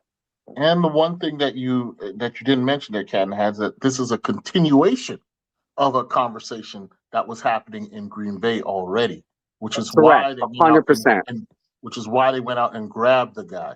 And another thing you missed is you referred to the film, but you didn't point out the fact that in the last 2 seasons, the film reflected the corrections made to the problems he showed in Tennessee. Well, not yet, no, because he still had a fumble from under center at Green Bay, which is something that he's had issues with dating all the way back through high school. He has trouble getting that ball from under center. He's had 9 fumbles from under center throughout his career. Let me agree with you on another point too. Then that he also at this point doesn't trust the pocket to its fullest extent.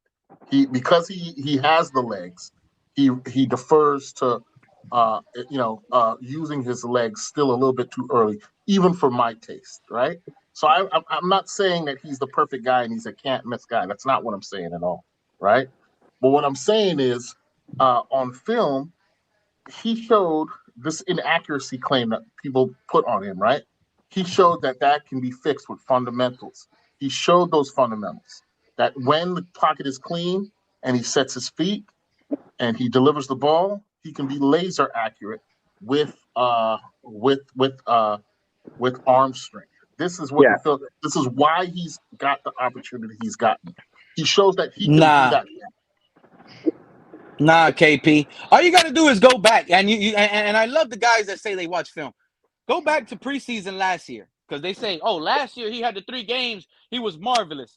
The same season, you go to preseason, clean pockets, KP, inaccurate throws left and right. He couldn't lead his second unit because he was the backup. He couldn't lead his games, his drives to touchdowns. So in preseason, he couldn't score. Tape more than in-season tape. Okay. So let me ask you this question, though, Pete. Preseason tape in clean pockets, right? He couldn't do it. And now, in the regular season, there 3 games. What 3 games? A Bears game that went to overtime. He threw 11 passes in an entire game. Okay, that wasn't a good sample size. Now, you go to the Ravens. Oh, he had a marvelous game. He had 34 for 35. He almost didn't throw no incompletion.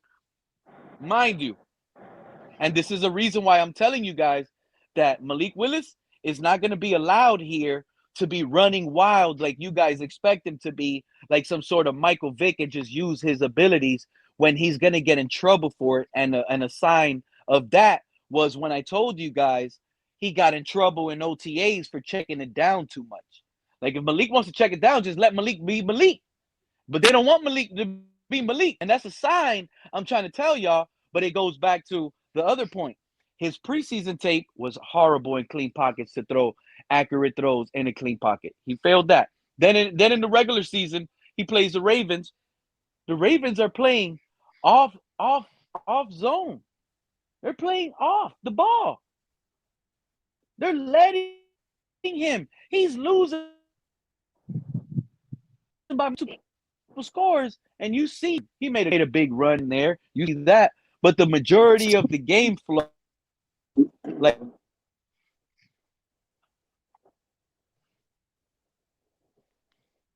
Hello? where was that up tempo? Where was that? So like, where is this whole? Yes, we seen he could do it the same way we seen Skylar Thompson could do it, right? Limited sample size. But y'all hated on Skylar Thompson, but he did it in a playoff game where he came in clutch, but Wrong. others I around did him not Oh, hate on failed. Skylar Thompson. I well, was Skylar Thompson Why? he didn't come fan. in I'm not clutch, saying man. you in particular. I'm saying the mass majority. The mass majority. We saw sample sizes that were small, just like Malik, but it didn't work out. Why? Because they were sprung into this is the offense for Tua thing. Could this offense Nah, not and be a see, Tua thing and just be a scheme that they want to run? and but see, I look at that Skylar Thompson situation differently than you do. I think it's a bad example because I feel like Skylar Thompson, we didn't have the proper coaching in this organization coaching these guys up. That's why you've seen constant regression from our position groups. And that's what happened with Skylar Thompson. If he was anywhere else, he probably would have been a much better quarterback. But since he wasted 3 years with the Dolphins, That killed his career. I killed his agree. career. I agree. Because I watched Skylar Thompson in college, and he was like, I mean, he was a dual threat quarterback. It is going to be so exciting next off season. Oh my God, I can't wait for next off season. We're going to be talking about the draft. We're going to be talking about who our next quarterback. Like let's say we are in the scenario. We're already in 2027. It's late April. The draft is a couple days away, and the top two prospects that they said are the top two prospects at quarterback are right there.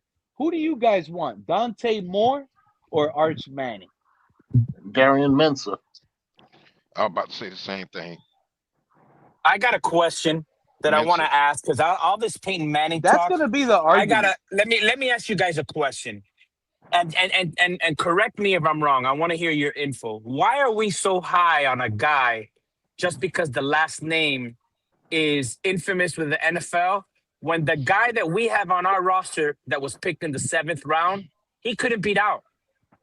I don't care if he was freshman, if he was all that. What do we what is the big deal about Arch Manning? What have you seen? Because I haven't. I'm asking a like legitimate His question. play got Well, better late in the no, but season. true fans, His play got better I'm late not in the high season. on Arch Manning. Regardless of his last name, I'm not high on him because I don't know what I don't know what he brings. I, I I gotta go back and look at his film. But from what I'm hearing, there are quarterbacks in that's coming out that same draft that's in some ways are supposed to be better than him. So That's what I'm I'm not saying. high on I'm glad you're Arch Manning. I'm glad you're explaining it to me. I'm listening. So keep on because I don't know enough. But Yeah, what I do know is what you're. So keep on, Mr. Parker. This is good stuff, bro. Anybody else could chime in. Like school me on this because I'm not too informed. Well, and there I also well, there are well, also rumors getting hotter that he might not even come out next year. yeah, and but the thing is, with me, when it comes down to this draft coming out, supposed to be more uh numbers of good quarterbacks coming out. I'm not.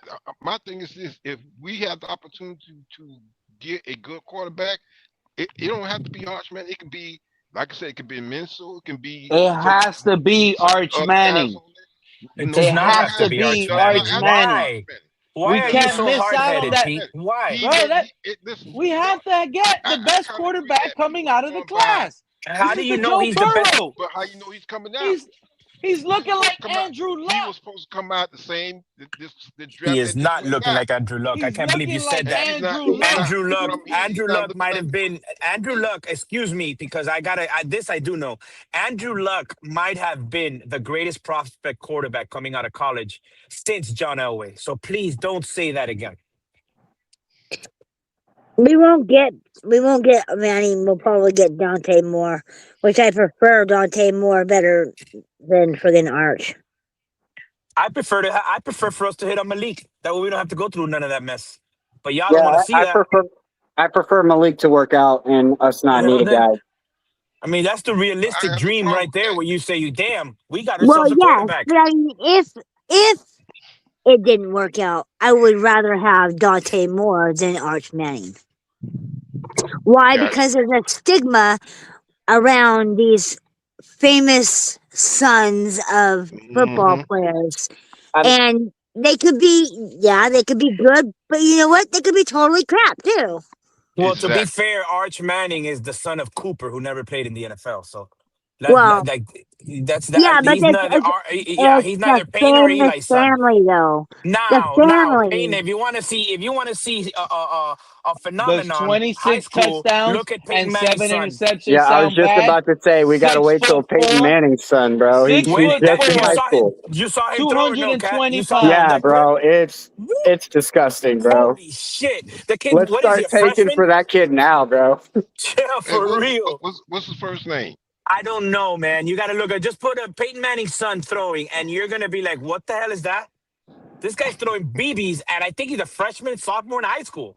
It's just, Wow. Yeah. You Well, it's hey, guys, just You gentlemen, crazy. about to say Yeah, KP? and it's gentlemen, like I'm about to say I'm signing off. About to go watch that other football and see France versus Sweden. I'll Oh, see So no, I'll the no, catch yeah, other you yeah. guys football. later. Yeah, yeah. See you. And, I'll and see you, KP. It was good to hear all from right, you, brother. KP. but this is far as why next you year tank goes, for Manning. This is it's why you tank for Manning. His first season as a starter, last season, Damn he it, I had lost it Exactly. again. I'll 3,100. be He back. had 3,100 passing yards in college, 26 passing touchdowns, only 7 interceptions. Mind you, 92 carries for 400 yards rushing and 10 rushing touchdowns. said That's his 92 first carries. 92 carries That's a for lot. 400 yards and 10 rushing touchdowns. And he had a long of That's 60 yards. that's not even 4 yards per carry. So he's literally just like No, they're that's at a 4 third and yards. two, That's and 4. he's running for the Yep. first down. That's a lot, And he's though. get and yeah, and it's 3rd and goal from the 6 and he's getting 6 for a touchdown. Arch Well, no, Manning if is it's 92 generational. carries on And 400 yards, he's that's been under a 4 yard average. Why he's been why getting why 3K processed. why 3K said Vince Young was better than is Arch Manning. We'll But it's see. still too early, right? Because there's a whole nother year of Mm-hmm. college football for these kids to Nah. play. They could either get better or they could get worse. And like, so Just what you're looking for with Arch Manning, if he's your guy, you're looking for him now to put up better numbers than he put up last year. If he doesn't Every Manning so far, put up better numbers, then has won a Super he's Bowl. not the guy. He's not the guy. Every Manning has won a Super Bowl. You think Arch Manning is going to be the only one that doesn't win a Super Bowl? That man's going to have Eli, oh my Peyton, goodness. Archie. He has people that will come over and want to come and coach here. He will gravitate coaches with experience here. I see now I see why Pete's saying what he's saying. I'm not saying I agree. I'm just saying I see where Pete going with this. And all I gotta say is, oh my goodness. He is a franchise changer. So all you little two and ears that were Hold out on. You here, just said I'm something letting that you know right factually now, incorrect. this The is original home of Manning, the Arch Manning will be a hold Dolphin, on, bro. hold on. Arch The Manning is a original Dolphin. Manning, Archie Manning, who played for the New Orleans Saints, never won a Super Bowl. So not every Manning has won a Super Bowl. The original Manning, the one who put that last name on the map, never won a Super Bowl, Pete. Uh-oh. Where's the cricket sandboard at? I'm big. I am cricket. He Now, did said he make it every. Big to a No, got no, Super Bowl? no. quiet. Did he make it I'm to a Super Bowl? No, sir. I'm gonna have to give you the Dikembe Mutombo. Oh no, no, no. He did not. You're wrong, sir. We old. That's what I'm saying. Mr. Punk. We're too Hold on. old to slip on any of these misinformations thrown out by these young cats sometimes because we live something. We've seen our shit. You see some things, that's for sure. Mhm. Archie Manning never won a Super Bowl. Fran Tarkenton never won a Super Bowl. Oh no, you're Um, right. The only I know. Mannings that won Super Bowl are two each. Eli and Goddamn, I'm right. Now apologize to me yeah, and yeah. call me master for the rest of the show. I apologize to you and all the listeners for that. One Arch, I could have sworn that I'm Grandpa fucking with won you. a I'm Super fucking with Bowl. you. Could have No, sworn no, Grandpa won a no. Super Bowl. Archie Manning. But you know Archie what? Manning I saw his was. NFL football life moment, and I could have sworn something Wait a about minute, Super Bowl. didn't But what you stood out didn't about you this guy, Manning, when he played back in the days, that dude was mobile. A That's lot what I of was just people gonna don't tell you. talk.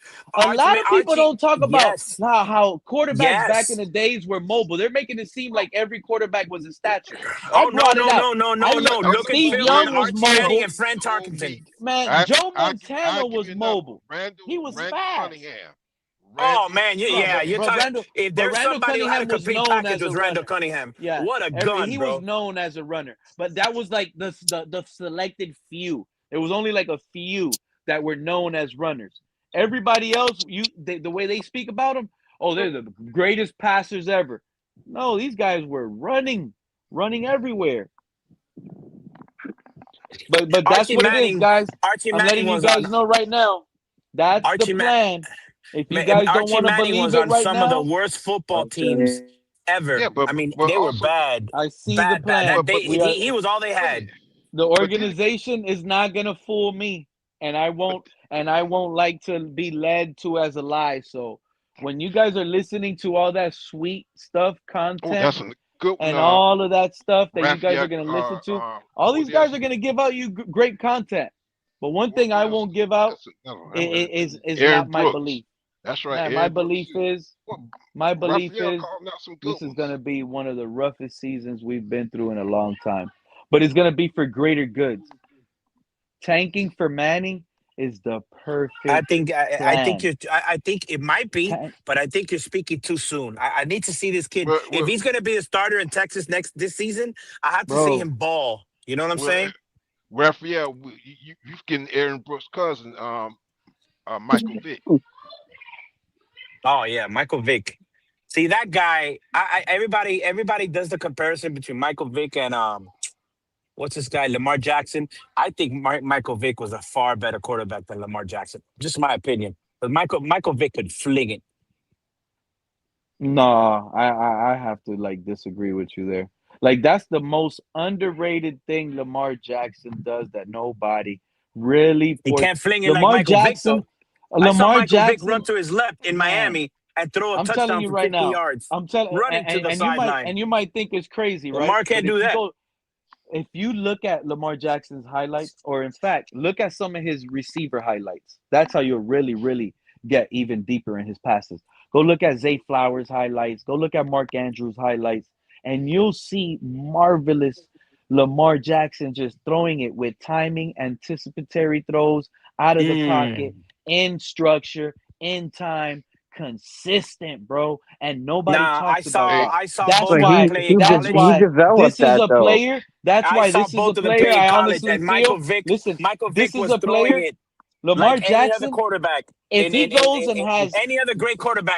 Michael Vick's arm alone is something that Lamar Jackson that's wish he had. Lamar. Just the arm Yeah, talent alone. I actually got to agree with that. I agree with Lamar that because I Jackson see has a Michael Vick. strong arm. Not Lamar like Michael Jackson's Vick. arm. Not I'll like give it Michael to you. Vick. Michael Vick I has a seen. stronger arm, but I don't think Vick I don't had know. the touch passes like Lamar. That's another thing. Oh, he Lamar did. Oh, he throws from did. every arm I saw him angle. play when he was in Virginia Tech against the Canes. I Virginia saw him Tech. play in college, Yep, and that's I when I Michael Vick seen remember him was a play. watching gun. that kid Michael Vick and was a saying gun, and nothing this else. guy's gonna be special, and he was special in Atlanta. And that's people forget. Like everybody, most of the younger guys, they remember Michael Vick and the Eagles, and he was still good, and all. But the Michael Vick in Atlanta, yo, that guy was a phenom, and not only that, another guy that ran a low 4.3 with that arm. And he never I saw won guys anything. tackling each other. He never won anything. Neither has Lamar. I mean, if we're gonna be fair, Lamar has gotten back-to-back MVPs multiple division titles, more playoff wins, already broke his rushing record since Vic was such a good rusher. He broke Vic's rushing record. He has more Vic passing yards than never Vic. had teams that And Lamar's had, to be and fair. Never. I'm telling you right Never. now, if Lamar has back-to-back Vic Super has Bowl never had wins, Vic never had if Derrick if Henry. Lamar if Lamar has back-to-back Super Bowl wins, he might go down as the greatest quarterback that ever lived on the earth. I don't think so. Nah. That's all he needs. That's all he needs is 2 back-to-back Over Super Bowl Brady wins. and Montana? So Are you crazy? yeah, I think it'll be over Brady, bro. What that guy brings Brady, to the table, Montana, Elway, and Bradshaw, who won 4? especially now, Nah, if you're he reaching now, my wins, brother. if he wins the 2 Super Bowls back-to-back this season and next season without Harbaugh, Harbaugh might be looked at as one of the worst coaches in recent memory. The Ravens are going to be lucky to win 8 games this year, and And not only that's that, What? they got a What? huge Lamar Jackson problem coming up because they're gonna have to pay him that $300 million contract, and I Yeah, don't and a think half. they will. you do If you look at realize the that Ravens schedule, the Ravens got an easy schedule, bro. yeah, but Their you head coach realize is so they got a their high head school kid coach is running their gonna win. offense, right? Their head coach is gonna win Mm. rookie coach of the year. Mark No, he's my not. words. He's No, he's gonna not. have. The Ravens are gonna have like And I'm 2 gonna Who's their tell you coach? why. I'm gonna tell Who's you the why Ravens it's not gonna coach? happen. Let me tell you why Minter. it's not gonna. Jesse Minter, and they think that Jesse Minter is gonna be calling defense, but they brought in Anthony Weaver as their defensive coordinator, and they brought in some young guy who's fresh out of college to be their offensive coordinator. I mean, this guy literally has 0 experience in the NFL whatsoever, and they're bringing this guy in to be their offensive coordinator. Jesse Minter is going to have his hands full dealing with this rookie offensive coordinator who has to now control the likes of Lamar Jackson, Mark Andrews, Derrick Henry, Zay Flowers. Yes, he has a lot of great weapons, but these guys are also veterans too. All of And those guys are veterans and leaders. What are you talking about? what are you talking about? None of those guys are veterans and leaders. Lamar Jackson, Derrick Henry, Mark Andrews, that none of them are a leader or a veteran. They're all veterans and they're all leaders. That's Exactly. So you're bringing in a high school kid. You're bringing in a high school kid to now run this offense. Jesse Minter is not going to be able to run the defense like he wants to. He's going to be too focused on helping this young kid with the offense. And they're going to have Anthony Weaver over there calling the defense. And as Dolphin fans, we all should already know what that's going to look like on the Baltimore Ravens end. Okay, it's not going to be pretty. It's not going to be pretty. They're going to, if they want to win games this year, they're going to have to put up 30, 35, 38 points to win games this year. And I don't think that they're going to be able to do it with this new offensive coordinator that they have brought in. I'm sorry. So like I said, they're going to be lucky to win 8 games this year. You can go ahead and clip that and hold that receipt. I don't care. What's up, Y3K? 3K. What's up, y'all? What's up? How y'all doing? Are you embracing the tank, or how you feel about that, man? Yeah, I mean, my expectations are not very high, but we'll see. But shit, the Ravens. I don't know about the Ravens, man. That's Lamar Jackson. Shit, I don't think. I heard he doesn't show up to OTAs and stuff. And Well, he did show up this year. This year was the first year that he showed up thank to God. OTAs. All right, so maybe he might win something this year. Well, let me ask y'all something. Because sometimes I get the impression that Lamar doesn't really want to be in Baltimore no more. And we all forget too. When Lamar Jackson came into the league, he was a runner. He was a running quarterback. He was not a passer. His first 2 years, passing the ball was completely ugly. It was horrendous watching him throw the ball his first 2 years. But he did improve. You gotta He give did him improve. He got a lot. But that offensive coordinator is now gone. So is that going to continue, or are we going to see old Lamar Jackson who can't read the field? Yeah. Y'all were talking about Mike Vick though. I don't know if Mike Vick can read the field either. So shit. I mean, shit. Has Lamar ever made a conference championship or no? Yeah, he was there. That's when they lost to the Bills on that Mark Andrews. Yeah. No, that was the divisional. Scripted fumble, That was bro. the divisional, right? Yeah, he Yeah, never that was made the a divisional. conference championship, has he? No. Okay, so Mike Vick did do that, so I gotta give Mike Vick some credit for that shit. Oh, Raphael, you naming some good ones down there. Colin Kaepernick, man, if things would have worked out for him, man, man, that guy, you talking about a beast of a quarterback? Yeah, Raphael calling up some good Pete, quarterbacks down there. but yeah, Pete, I So don't our want to. We don't need to organization, tank. man. We're not gonna tank, Pete. But Oh, if we we're lose tanking. games, that's fine. It depends on context. The Yeah. context Yeah. of how we lose. That's all Yeah, that matters. we're going to lose games. A Absolutely. lot of them. We Possibly got 14 of them. we got a I tough think we're going schedule. 3-14. We We're got a not tough tanking. schedule, man. Very tough schedule. So Not what? So what tanking. do you think the 3 wins are, Pete? The Jets. We'll probably beat the Jets once. The May, Raiders. maybe we beat the Bills or No, we're getting swept. Patriots. We're getting The swept. We're getting Patriots. swept by the Just Bills one. and the Patriots. We're No, we getting not. swept. Pete, but Bills normally, and Pete, we Patriots get are one sweeping game. us. We'll get one game, Pete. We might get one game off. I'm gonna tell That's you how right it now. goes. The Jets. When we play the Jets, we might not, and the Patriots, we might not even have A-Chain on the roster no more. I mean, Some of these guys that might be traded. we're all forgetting that the Bills wait, went hold through up, Pete. a big change this offseason too, man. It's not just their head coach that changed. Their whole defensive scheme changed as well as their defensive coordinator. So I mean, Well, there's a whole that's lot of probably changes for the and new best. stuff over there in Buffalo as well. Well, I don't know. So I was listening to one guy who's definitely smarter than I am. He was talking about it. And he was saying that the players that they have don't necessarily fit the scheme that they're changing to. So we'll see how it goes. But they're with me. They think that the AFC East this year is going to get won with 10 wins. And if we get swept by the Jets, I'm telling you right now, we might win one game this upcoming season. Okay, well, Pete, let's back this thing up a little bit. And you know what's crazy about it? What you mean We by might trading start 1-0.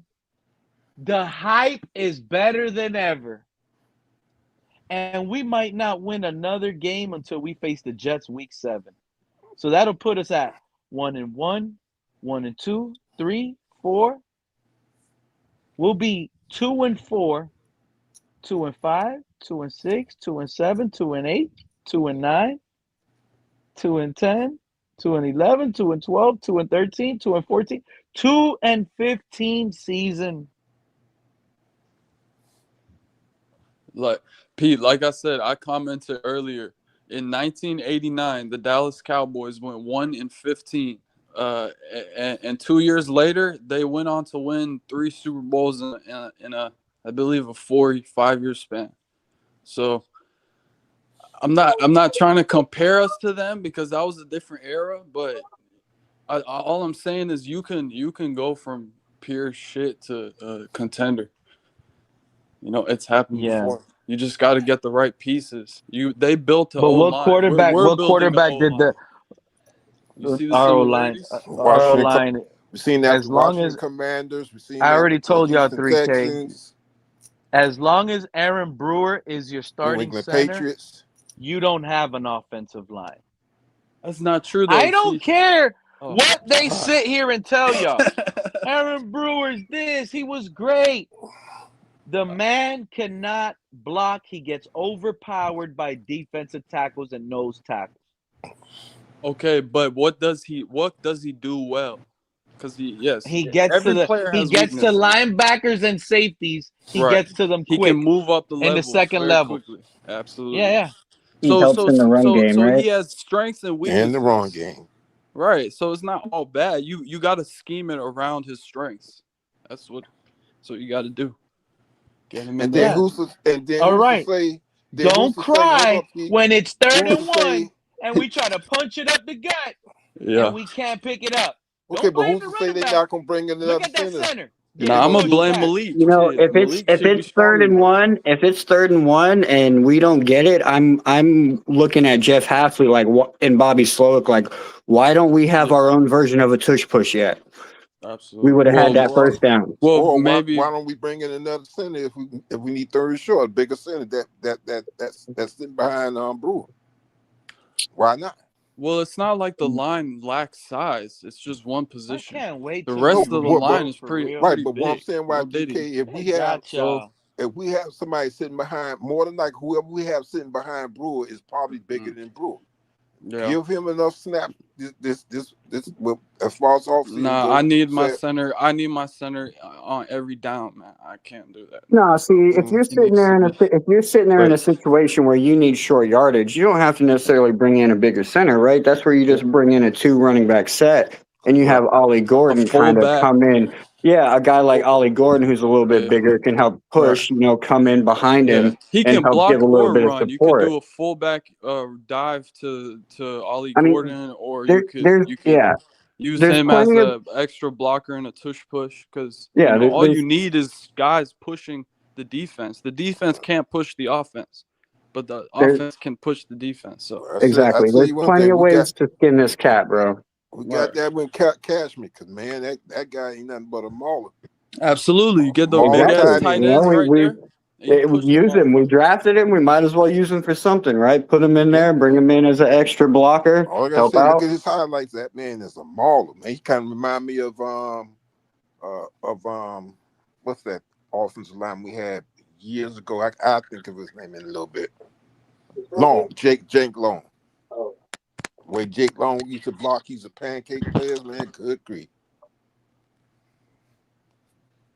I don't even. I'm so excited for next off season, guys. I want to talk about the draft. I want to because there's gonna be people out there, and I know what I'm telling you guys. Oh, we need Dante Moore, or let's say Lenora Sellers has a big flash season and a comeback. We need to draft Lenora Sellers. Like, there's gonna be people with their opinion for the next quarterback, and it's gonna be worse than ever. Listen to what I'm telling you guys. This time around is gonna be even louder with people choosing their quarterback because it's a big quarterback crop. And since we're picking number one, it is important we don't get this one wrong. And Arch Manning is watch the us trade our first round pick to the Rams because we don't need a quarterback yet. for Matthew Stafford. You'll do that? No. I mean, no, I'm sure he's going to be retiring. I just feel like the Ty Simpson pick's not working out for the Rams, so they're going to be needing a quarterback next year. But they're going to not have a high pick, so they're going to be looking to trade with I one of don't those even think the teams that Rams have got a a high pick pick. next year either. Didn't they just trade their pick for Myles Garrett? They ain't got picks. Yeah, I mean they They can had save no, they Ty had multiple Simpson. picks. They had multiple picks. They don't have picks, bro. They cooked. No, they got picks for next year because they had multiple picks when they traded for Myles Garrett. The Rams had 2 picks this year. They traded their next year's pick, 27. Is that what you're saying? I think they went into 2028 because they didn't have a 27.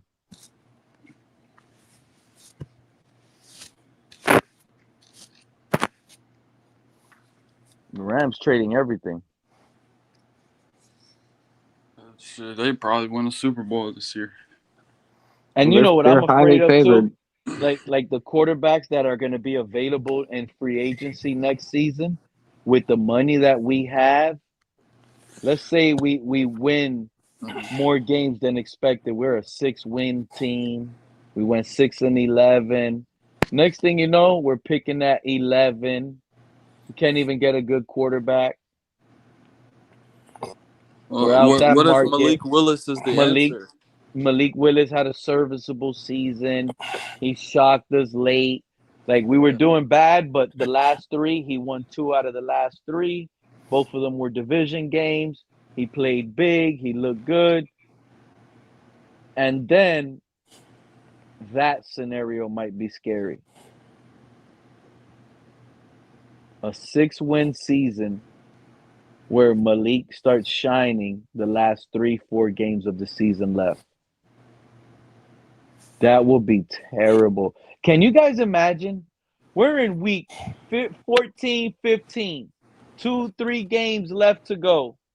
We're sitting at the number 1 pick, and Malik wins 2 out of the last 3, and now we're selecting at 7. So what you want the man to do? You want him to tank? Is that what you're saying? He should tank No, like Brian, like I Brian don't want him Flores, to like tank. when they gave him that I don't money. want him to tank. I want him to shut everybody up and prove us wrong. But here's the thing. Oh my God, I he know can't you win want with that you, bro.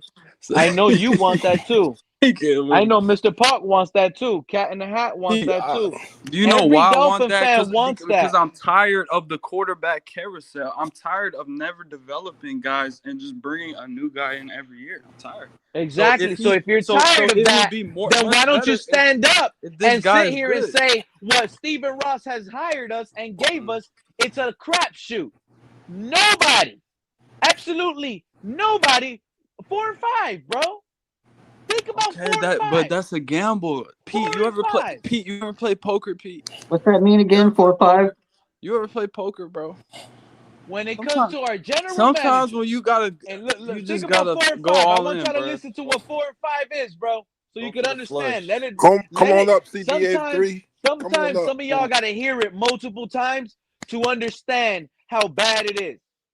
If you include the general manager's career win-loss record, John Eric Sullivan, if you include him as a general manager, by the way, if you include Jeff Hafley as a head coach, his career win-loss record, if you include Malik Willis as a starting quarterback, win-loss record, if you include Quinn Ewers, Thank you. career as a starting You better quarterback, say Quinn. win-loss record, with those 4 at the most pivotal, most important positions in football, you got a career record of 4 wins and 5 losses. There's no other team in the league. Early. There's no other team in the league that has single-digit wins with just their quarterbacks. Forget their GM and coach. Only their quarterback room, meaning starter and backup. There is no team in the league that has less than 15 wins. So by that logic, in 1990, Troy Aikman and Jimmy Johnson wasn't shit because they went 1-15. See Jimmy what I'm Johnson saying? was already known. He was Jimmy Johnson was a already known, college coach. He was never an NFL and he was coach. big. He was Right, big in but he college. went 1-15 his first year, bro. That's what I'm trying to say. Like, bro, you could And lose your first year. Well, was that the Fine. Herschel Walker trade? Yeah, I think so. Okay, Yes, the that man was got blessed with a trade. Man, but they went 1-15 with Troy Did we Aikman. get blessed with a trade? So if we go 1-15, we're just gonna get rid of. We traded away Waddle, a player we used 2 first-round draft picks, and in return, we pretty much got a second-round pick and a 4th.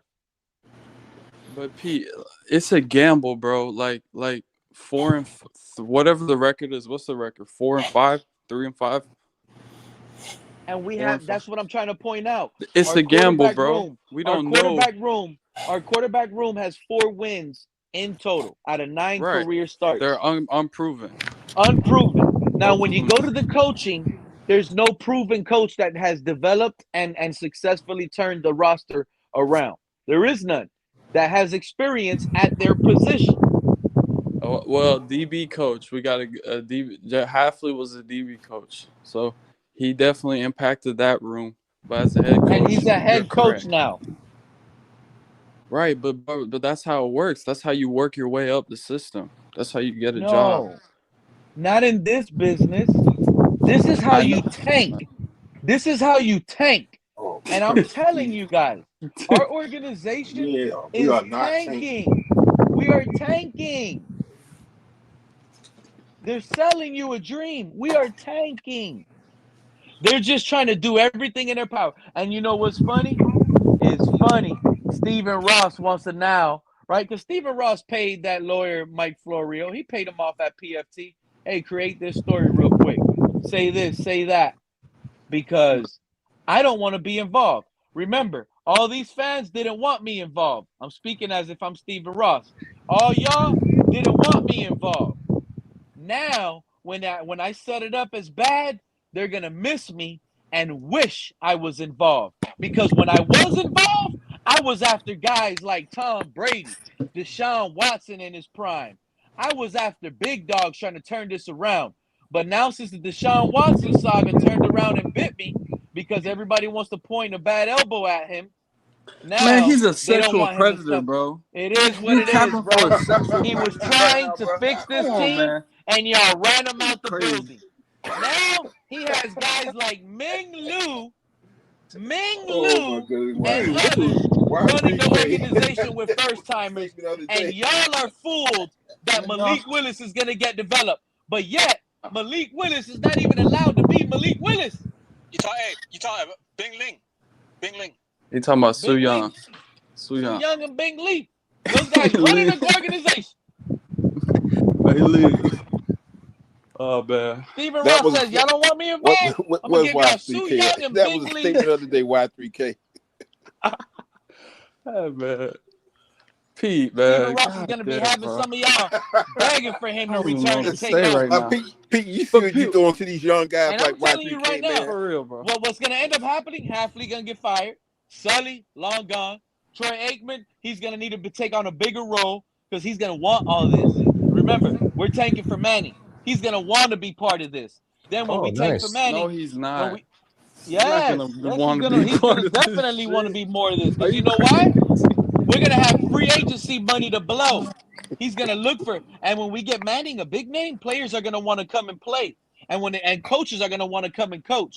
So when we start getting experienced head coaches coming in, because they want that number one pick, people are gonna be like, "Whoa, the Dolphins are rebuilding." So y'all telling me the Dolphins are gonna rebuild 2 seasons back to back?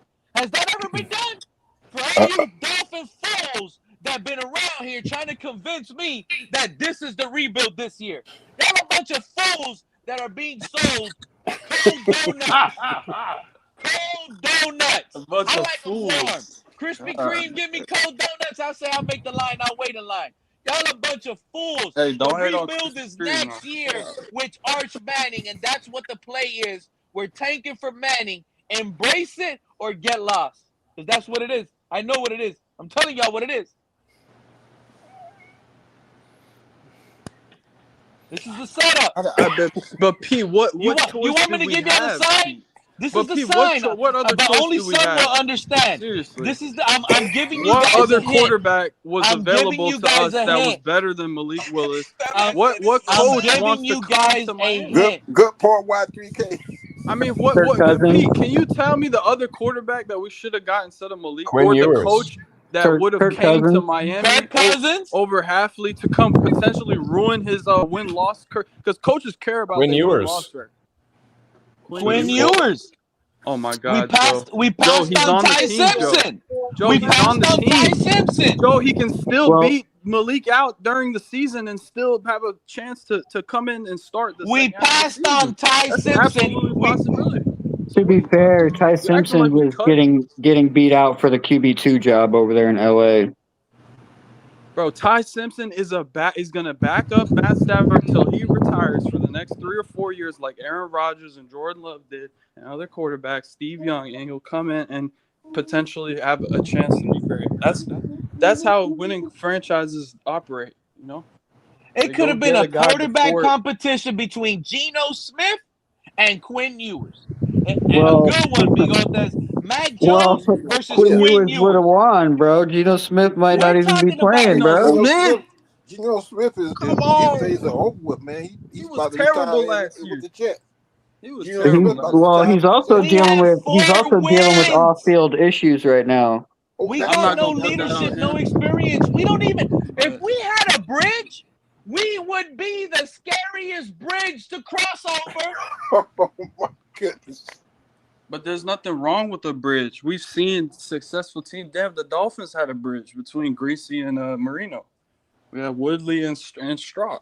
I don't think shit. there's ever You been a gotta team fucking in the sometimes history of the NFL that has gone with leadership and quarterback, if you plug them in together, with 4 career wins. Name that team.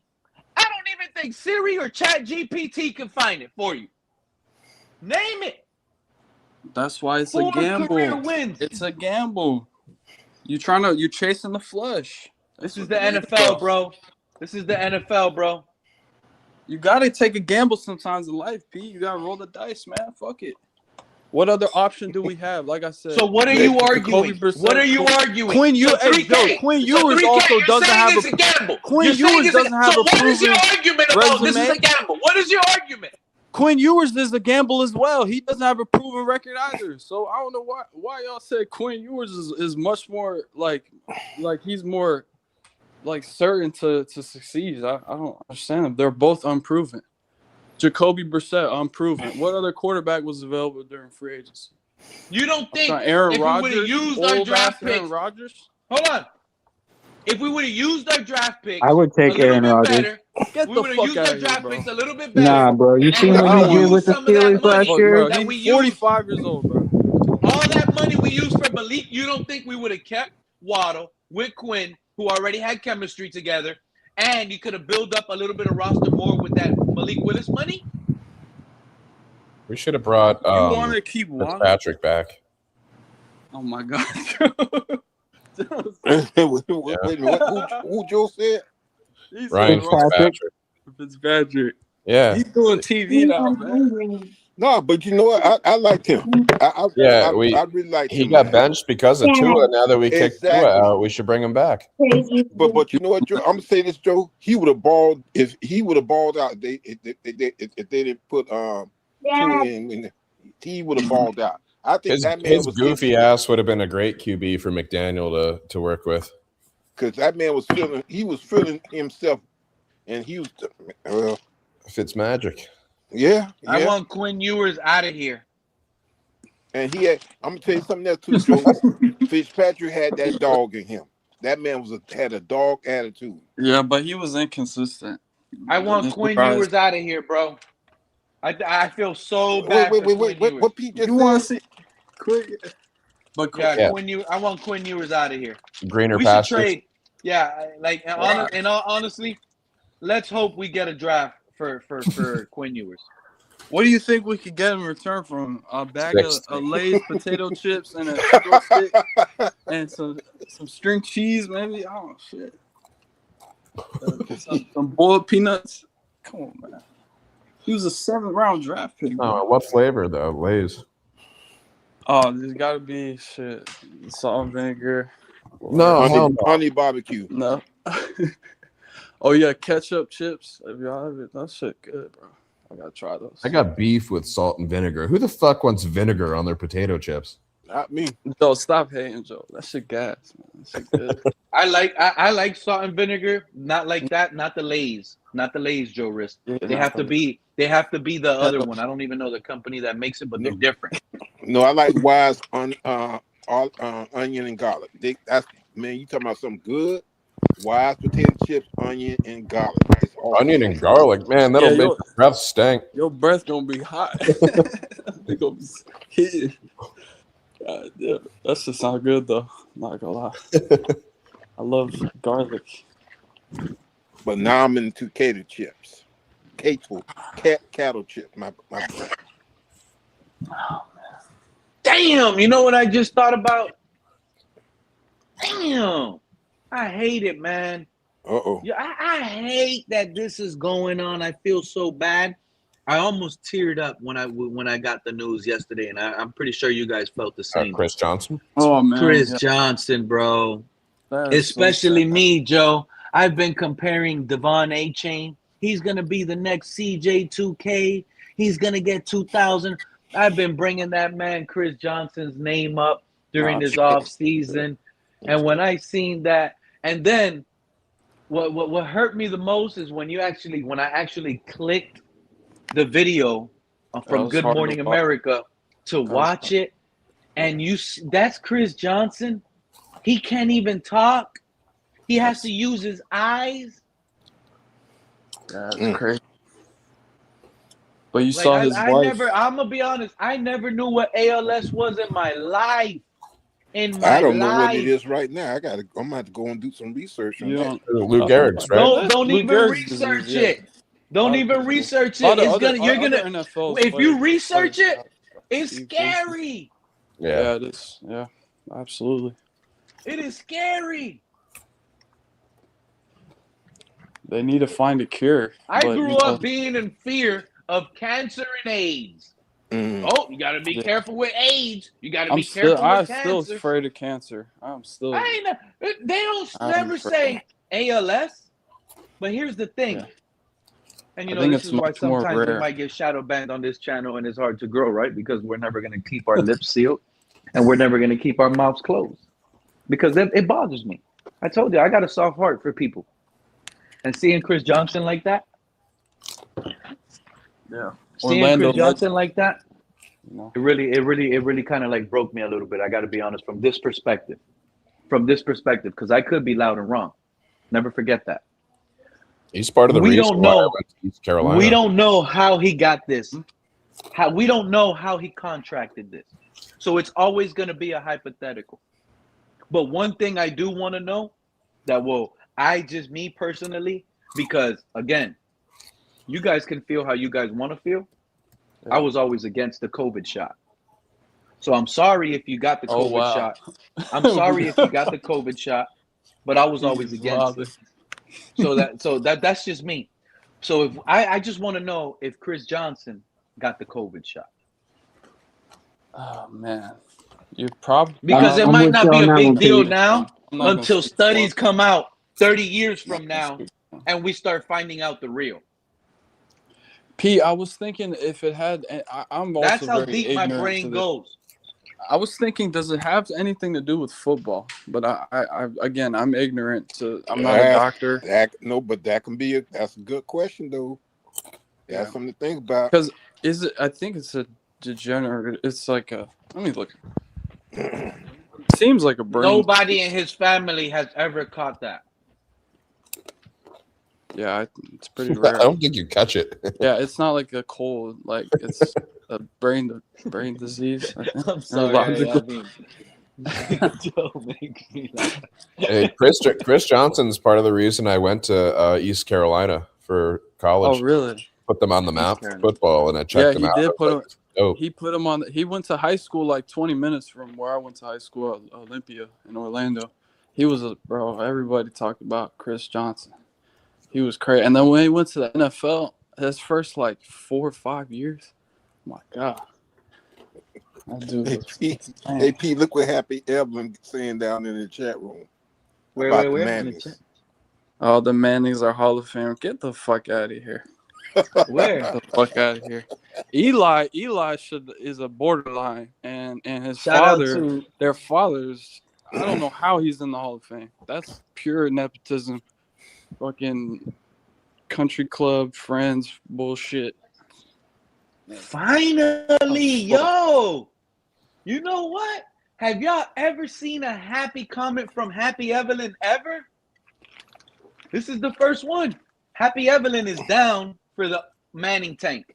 This is home of the Arch Manning guys. What was the last time? Right what now. happened the last time we tanked? I forgot. Pete, can you tell me? What happened? Oh, yeah. Oh, yeah. I remember. We drafted an overhyped quarterback. The last time we tried to tank, we had hard-headed, big, thick, skull-headed Brian Flores that wouldn't do it. I respect him for it.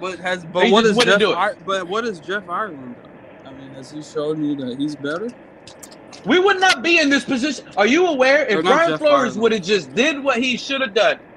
And I'm sorry, he should have tanked. Sullivan. And he should have took the $100,000 under the table. That's my opinion.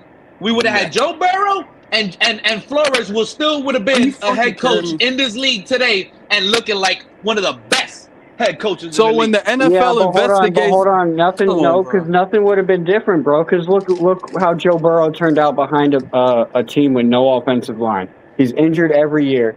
Yeah, he made it to the big game once, Flores but hasn't even sniffed the playoffs since then. Plus, Pete, if you accept that money, you're involved in damn near a crime. It's like if you hand me the dope and I take it, I could get charged for that. So if they found out you were getting paid to lose games, you will forever lose your credibility as a coach. Probably never coach again. You know why it's hard to ever get found out? Because you're doing that with your boss. It's Steven Ross. Your boss comes up to you. Hey, I don't know, man. But give me the number they'll one pick. see one, Just bro. make the games look competitive. Blow the game in the last minute. I want the number one pick. That's crazy. Do it. Mm-mm. Can't do that. Because he's doing it for you. I can't. Look where Flores is now. Oh, you can't But do Pete that? Well, guess was what? right. Your favorite team is doing it now, and they're lying to you, trying to make it look like a setup, like they're not. We probably would have ruined Joe Burrow's career. Let's be honest. Whether He's you guys injury want to prone. agree with it or not, these guys are tanking, and they're setting it up. And they know next season, when we get Manning, they know you guys are going to be hyped up all over again. When we get Manning, they know you're going to buy that jersey. And here's the thing. There's a chance when we get Manning next year, Quinn Ewers is going to be entering almost his third year, right? Third season. Pay attention. I want y'all to realize something. Next season, we're going to be the worst team. We're going to pick Arch Manning. We're going to pick Arch Manning, draft, use a couple money in free agency. Quinn Ewers might be the starting quarterback next year while we develop Arch Manning slowly and let him get it in. Right. And we could probably get trade capital from Quinn Ewers. Texas all over again. Next University season. of Texas. But we still have Malik on contract the following year. One of them might get traded. Or he might get cut. I would think Malik gets traded at that point. When you cut Hafley and you cut Sully, it's over. Malik is gone. Malik knows he's gone. Especially bringing Mike Tomlin as head coach. Oh, come on, man. God, ew. Yeah, so we can go. No. I don't care what Mike Tomlin. Mike Tomlin could not find a franchise quarterback. If we got the number one draft pick, this is the perfect landing spot for Mike Tomlin. He'll get the best quarterback in the draft. But didn't we say Mike Tomlin was and too now hip-hop? Mike Tomlin will get his Ben Roethlisberger. But didn't we say he was too Arch hip-hop? Manning will be like Ben Roethlisberger in Miami. He's 6'4", 6'5", 230 pounds. Yeah, Pete, but I we was said kidding. Mike Tomlin not coming here. Yeah, we already declined him. Remember? Forget about that. Mike Tomlin that- ain't gonna want to go through that Flores thing here, so he ain't coming here. Forget about that.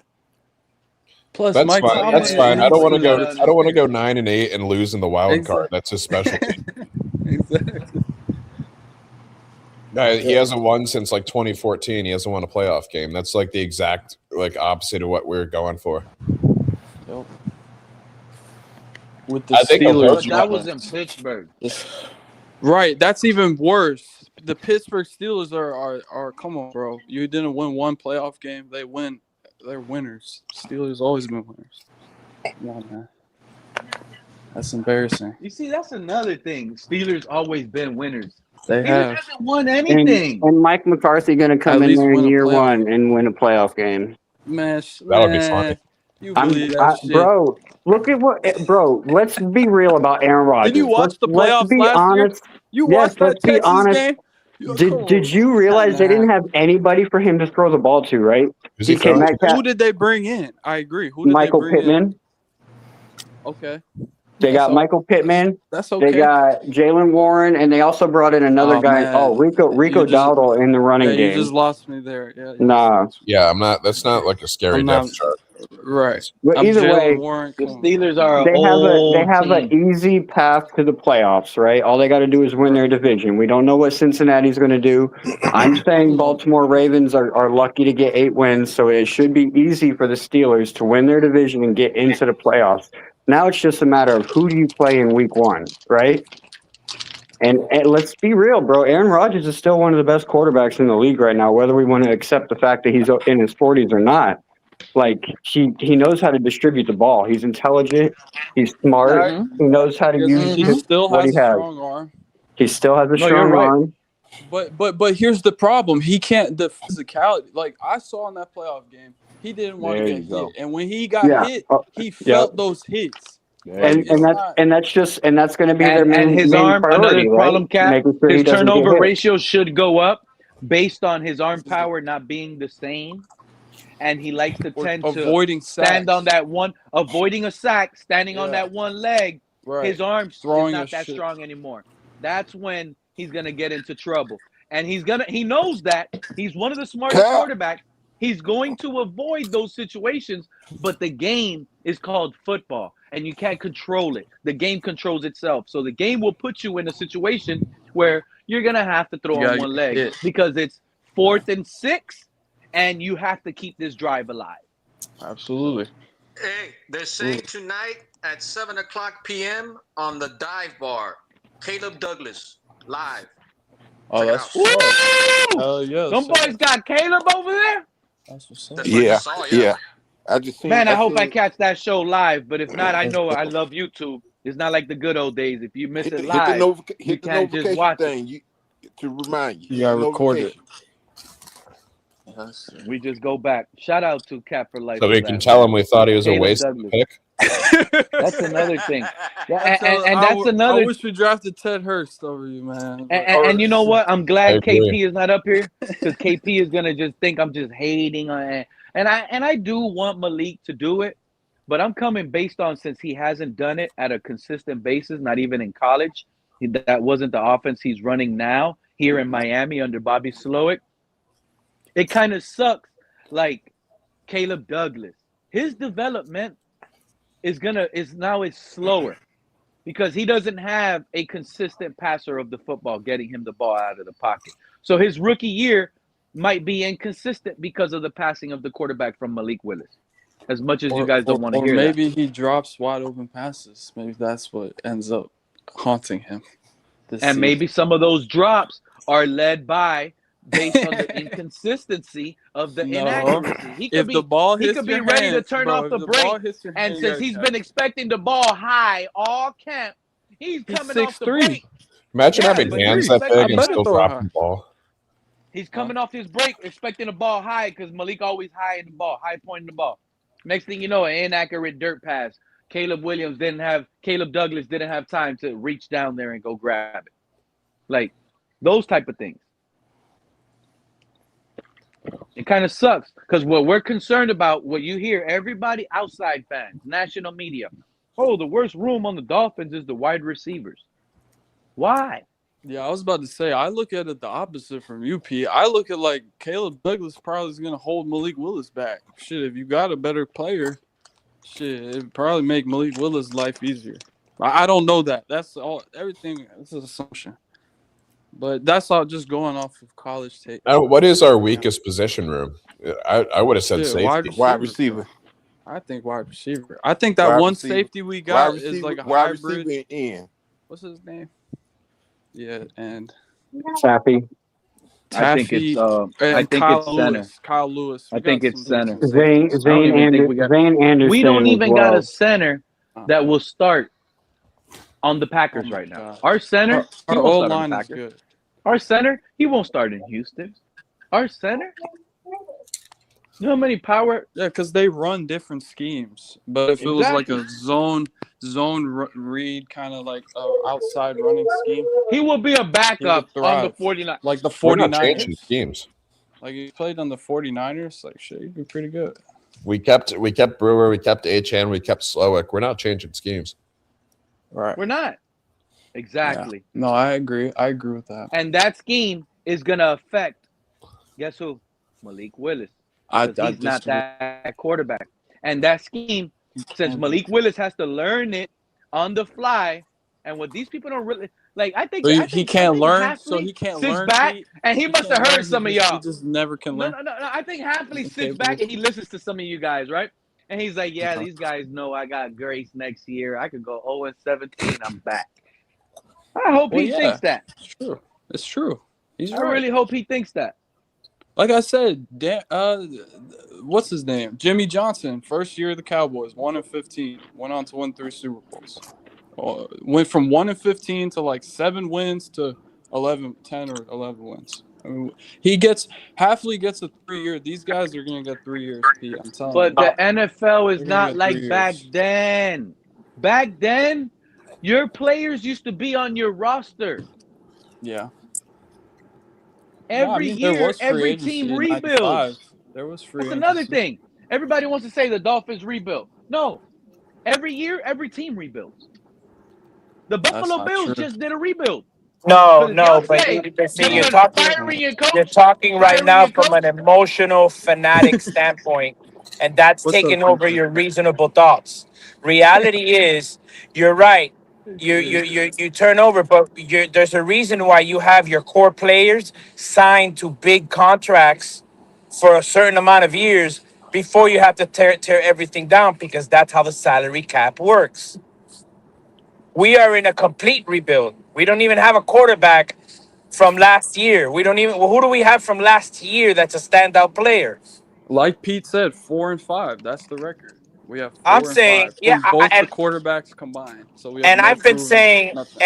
and I've been saying on this show and on other shows since for months since the end of last year. I said this is a 3-14, 4-13 team, and everybody was arguing with me. Are you crazy? Now they're seeing the light. It's very simple. It's very simple. If the No, Miami you're right. I Dolphins, was crazy. I was the one arguing with you. no, And but that's and you not. know, I I'm not arguing about that with you because the beautiful thing about this, Pete, is just because you believe in something one day doesn't mean that you can say I was wrong. Did I Yeah. not argue? Did I not argue? Did I not argue with you about Tua?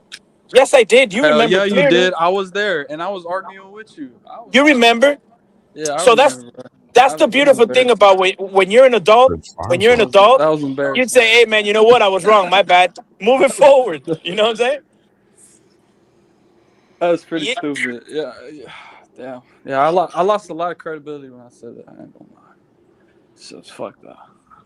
I don't like. I'm too old to be worrying about what I look like in the faces or in the opinion of others who don't even know me. That's why I live the way that I Yeah. live. Like Listen, I'll we're be not the NFL GMs, man. Our bro. lives We're are couch GMs. we're Exactly. fucking We're random couch people. potatoes. 100%, bro. Just fans. Just And fans. and and That's and, it. Pete was saying something about the quarterback with Tampa Bay Buccaneers years back when he was available, and I was arguing with Pete about that, and Pete was absolutely right. Who you talking about? Baker Mayfield? Baker Mayfield. Oh yeah, Baker oh, I got Mayfield. lucky with that people one. was wrong about him, Mr. Paul. A lot I of was people wrong was about wrong him I because about would have Pete. him. never guessed. I would have been wrong Yeah. too on the Baker Mayfield too. I'll be honest with you. I did not see him What a- coming what like a- that. what about the Dolphin fans that called me crazy for saying bring in Sam Darnold? How you think they feel now on those panels when I was Hey, saying I bring in talked Sam some Darnold? shit about Sam Darnold. I was making all kinds of seeing ghost jokes. Yeah, everyone was. But see, What? Sam Right? Darnold needed good organizations and like to set him Well, down. Sam 100%. Darnold, and If you he know what? came I'm to glad you said Miami, he that. It would is have his looked what? like His how he fourth did on the team. Jets. It would I'm have been glad you terrible. said that. That's what Malik Willis needs. A Seattle Seahawks team. Well, he had that in Green Bay. I think he Not with saw Jets. what it looks Exactly. like in Green Bay. Exactly. The So he proof can is bring there. that here. That's a great point, Young, because that's that. Like people miss that. We forget this. Like he was in Tennessee, looked horrible, Hmm. went to Green Bay, learned his shit there. And when he got his opportunity, whether it was big or small, he shined. Right, with a good coach that believed in him that wasn't a serial cheating sexual deviant. Correct. Right. So You that see was the this best comment? You situation see for this him. comment? You see this comment? And I love Kevin Lee. Shout out to Kevin Lee. You know I like you, my guy. You're one of the best in the community. What But does look, that mean, toe to toe? He played in you 3 games. guys remember Malik went toe to toe with Lamar last year with less than he has now. That's How many false games did information. Malik play? He played 3 games, right? Malik didn't even play against Three But Lamar Lamar games. Jackson. was injured. Let's be honest. Lamar It was was hurt last Tyler year. Snoop So Huntley, that's yeah. Oh and he yeah. got blown out by Tyler Snoop Huntley. Derrick No, but Henry had He did 4 get rushing blown out. touchdowns in that game. That was He a had a great huge game. failure with us trying out But Huntley. you know what? But you know what? Kevin Lee and these Malik No, Willineer fans boys will but tell Joe, you. just like we Malik killed Willis went 30 for Skylar Thompson 35. chance here with the Dolphins, we killed it with Tyler Huntley too, because he Yep. got caught up in that same mess. Yep. yeah. I agree. Yep. What? Hey, can anybody look at the stats for Malik combined in those 3 starts? Do we know them? You know what I'm saying? Like I believe it touchdowns. was 5 touchdowns total to 2 turnovers. I believe Okay. 5-2. I'll pull 2 him of up. those were rushing touchdowns. I So it was was trying to 3 get him for passing you, Joe. TDs, 2 picks, and 2 rushing touchdowns. Okay. I mean, he had great stats, but it was only 3 Yeah, games. that's my worry. My only worry with the kid is that Very high completion percentage. So he had Very high. 4 games played, complete. I don't know how many Okay. started, but 4 games played, 30 for 35. That's an 85.7% completion percentage. That's good. Not that many throws across 4 games, but that's a good Right. completion percentage. what is he averaging? Like nine? What is that? 9 attempts per start? Well, he didn't Yeah, start 4 probably. games. He Assuming came that in 4th hurt. game is one where he came in, then that's Yeah, probably like 10 they throws weren't a game. Yeah, Okay. they weren't complete games, all of them. So he threw for 422 yards, which is 35 attempts for 420. 30 completions for 422. That's 12.1 yards average. 3 touchdowns, no interceptions, 3 sacks. Rating was 145.5. QB rating was 93.1. That man had a But then the long rushing run of stat. only 22 yards, Joe, and on the only ground. 2 Hold rushing. on, hold on. What did he do on the Let me ground? hold on. Let me finish. On the ground, he had 22 carries for 123 yards. That's 5.6 per carry. And he had 2 touchdowns. He had 2 fumbles, and one of those fumbles was lost. Okay, so that's what I said. 5. His longest 5 rush total was TDs 2 yards. to 2 fumbles. 5-2. That's a So good. the numbers to me sound pretty damn good. I think a key one there is first downs. He ran for 9 first downs, which I think is pretty good on 22 carries. Yeah. 'Cause that's counting like when he's for sure. And you said 5.6 yards per carry per attempt, per attempt, yeah. Yeah. Per And rush. if you add that up, he's picking up a first down every 2 carries, and his average throw is also picking up a first down. Those are pretty good stats, bro. It looks Those like are he pretty takes good about a stats. sack, 1 sack per game. He took 3 sacks last year in the 3.5 games he played. It's not that bad. Not bad at all. That'll probably And he hasn't What you think, thrown Joe? a regular season interception since his rookie year. We're gonna Ever have since to he get used threw, to games ever where we since his throw rookie for year, he threw 3 150. interceptions. He hasn't thrown an interception since. We'll be lucky to see games where he throws more than 200 yards.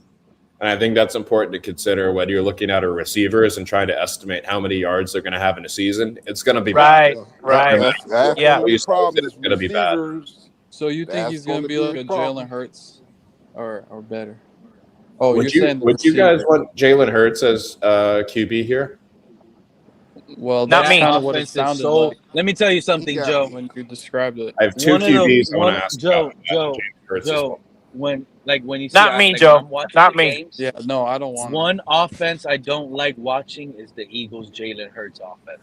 Yeah, it's Now, by the time Well, you I finish hated the him in game, there'll be 27, 28 points scored, right? But when you look at the game flow, it was so slow paced. They're itching for every yard. Every drive is taken away. Well, that's 7, old 8 school minutes. football right there. I That hear is you. that like the Eagles' That's offense not is the so tune that most of boring. us were singing 2 years ago about Hurts. You know, if you asked people 2 years ago, they would have been like, "How is Hurts not considered a top QB?" Right? Because they were coming off so Well, much. and but look at how he played in that Super Bowl loss. That's a great point. Going That's a great How going he into played in that the Super Super Bowl Bowl, win. Joe, going into that Super Bowl game, he was being questioned as a passer.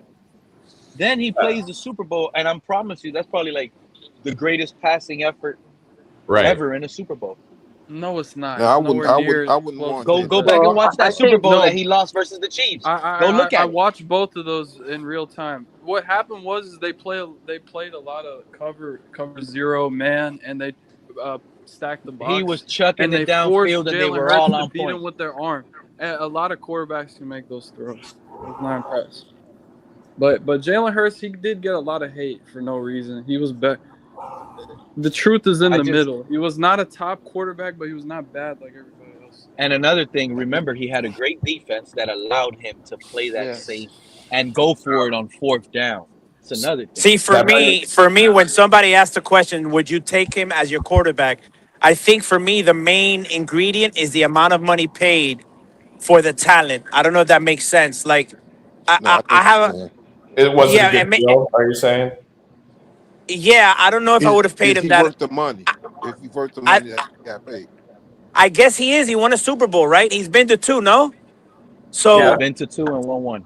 I mean, if we're really gonna be honest here, I'm wrong because the guy has been to 2 Super Bowls. But look at his supporting cast. That's what I was getting at. Well, that's what I was getting at. Well, and I want to get into the supporting cast as part of the reasons why. Because hold on, Kat. Let me finish my point now, and you could go right ahead. One of the things that we haven't talked about enough, when they won the Super Bowl, he did have the #1 ranked offensive line, the rushing leader, and the #2 overall defense. So it wasn't just like he carried a team by himself. Let's be fair. And I think the biggest thing hurting Jalen Hurts, in my opinion, has been the lack of identity for that offense. Basically, since he's been there, they've changed offensive coordinators every single year. Most of that, like they're trying to force feed the ball to AJ Brown, and then they bring in Devontae Smith, and they're trying to incorporate Devontae Smith into like splitting up that wide receiver 1 role. And then the year after that, they bring in Saquon Barkley, and that's where they're just force-feeding the ball to Saquon Barkley the whole time. And then, like you seen last year, like they were trying, like you had A.J. Brown sitting there screaming for the ball the whole time. So, like, he's been playing with his hands cuffed in a sense, if you think about it. And, like, yes, I would take him as the Dolphins quarterback in a heartbeat because I do think that he has the potential to do good. He just hasn't been in the position to really show his potential because of all of the supporting cast around him is really demanding. Like, it's so demanding. And hopefully Malik Willis can turn out to be a Jalen Hurts, right? Because he's a winner. But Malik Willis has also gone into a career almost like Jalen Hurts. Remember, Tua took Jalen Hurts' job.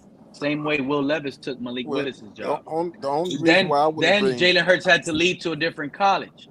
Malik Willis had to go to Green Bay. Only reason why I wouldn't bring Jalen Hurts here is because I'm not right now too happy with the wide receivers that we have. So I don't know. It's a toss. It's not about bringing Jalen Hurts here. It's about, would you be happy if our quarterback Malik Willis is a Jalen Hurts? Yeah, that's kind of what I'm getting to with the question is like, is that enough to lift us to an area that we can be competitive? And I mean, we'd have to. I think the answer in itself lies in the Eagles, right? They had a mauling offensive line, they had a mauling defensive line, and they had a great running game. That will make not just Jalen Hurts' life easier. The majority of good quarterbacks will get over the hump of that. So if we bring Jalen Hurts to the Miami Dolphins, is Jalen Hurts even sniffing a Super Bowl? The answer is no. Yeah. Well, I don't think you could bring any QB here and sniff it right now. Yeah, I agree. I agree. But let's say I have another one as well. Let's say and let's say this is something that happens next year. We have like a middle of the road record. Our defense is nasty, but Malik Willis just isn't it, right? And we get to a point where we're out of range to draft a QB, but there's a few on the trade block, one of them being Hurts and another, let's say CJ Stroud is available, whether it's trade block or free agency. I don't know what his contract is, but let's say it's not really panning out with the Texans with him. Would you take? I think they picked up his 5th-year option. I would say no to CJ and yes to Jalen Hurts under those circumstances that you just Yeah, assuming our offense was awful, we got rid of Slowik, so there's no conflict of interest with Slowik and yeah, that's where I was about to go. Like there would be conflict of interest there. That would mean that Bobby Slowik's no longer here. Assuming this is like we did well enough to not draft a QB, but our entire offense is getting gutted. Like, would you, or Right. maybe except for Achan, maybe. No, would it you would bring in depend. Stroud? It would I would rather depend Hurts. on how I would it would rather Hurts depend on on how experience CJ alone. Stroud plays Yeah. this year. But I would take Hurts over Stroud. But I mean, I wouldn't be against Stroud if he can clean up his game and if he can go out there this year and not ride the back of the defense to make it to the playoffs. Yeah, and the reason I'm mentioning these two guys is like 2 years ago, everyone was all over their nuts. But that's how quickly you can go to just kind of average QB kind of standing in people's minds.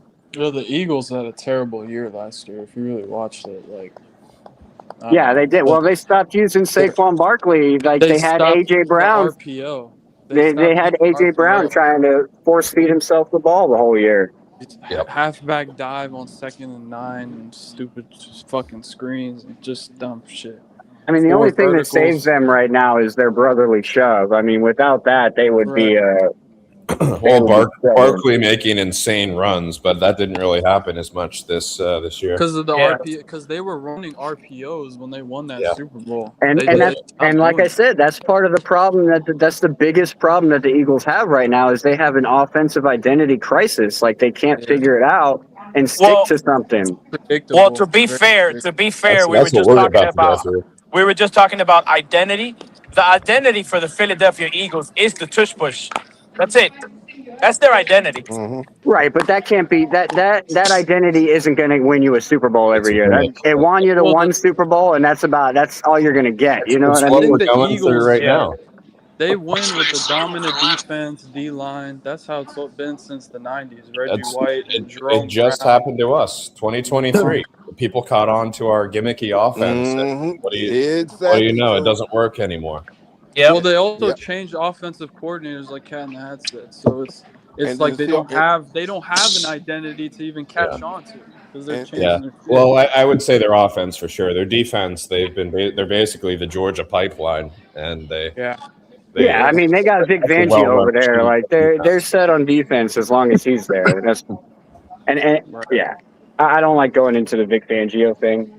I'm not a Vic Fangio fan. I feel like he came here as a vacation. It was a pit stop, bro. He used us as a pit stop, bro. He knew you could tell that he used us as a pit stop because he didn't want to adapt to what our players were good at. He wanted to implement he wanted to bring his scheme over here and make our guys adapt to it. It's like, no, bro, if you were planning to be here, you would implement both styles. You would vacation in Miami for 1 year.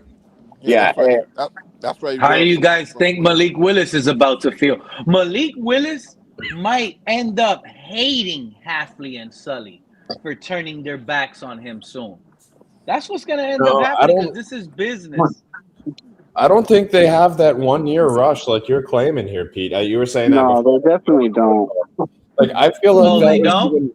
I think that Stephen Ross I'm assuming he did the interviews or whoever else he was doing interviews with. When he was interviewing these GMs, the question was probably, how do you turn this thing around in a 2 year period and no longer than 2 years? I think that's what the question was in this interview process, meaning that, you look at the cap hole that we got left in with Greer and Tua and all that. Like no one's digging themselves out of that in 1 year. So rather than wasn't it like over 100 million? Yeah, rather than trying to rush it and build something that's probably going to collapse and keep you in the same exact spot, why not slowly build something? Yeah, exactly. Is guaranteed. It's Shula 2 years as well. It's Shula 2 years. I know Craig. Yeah, and 2 years is a small time frame. 3 years. That's not that long. 2 seasons. Right. Like I think by next season. By this time next year, we're going to talk about how we're about to be going 10 wins. I think that's how fast it's going to be. This 10 or more, why not? And why not Malik? That's the thing I say. Why not Malik? Well, what I'm leading to is Pete was making a point before, like why Malik doesn't have the same grace period as the coaches, and I think that's just a natural thing. Like we know we fucked up at QB badly. Over the last 5 years, and we need to do what we need to do to get that right. We didn't fuck up as badly with the coaching. Like we know Flores had good work with us. McDaniel had good work with us. Our limitation was the QB with both of them. So I don't think that they're gonna rush to jettison the coach before they'll jettison the QB anymore. Yeah. And by the way, isn't Stillman in charge now of the Dolphins? Yes, I What was said that, Craig? Ireland. It was Sullivan. No, not Sullivan. I'm saying his son-in-law. Didn't he take the reins now from the team? No, not yet. No, I thought I read he did. Okay. Ross, I don't think Ross is going to give it up until he's like in a hospital. Yeah, that's basically what he said. He's like, he's not ready to yet, but he did say that it most likely will go to his daughters and her daughter, like his son-in-law.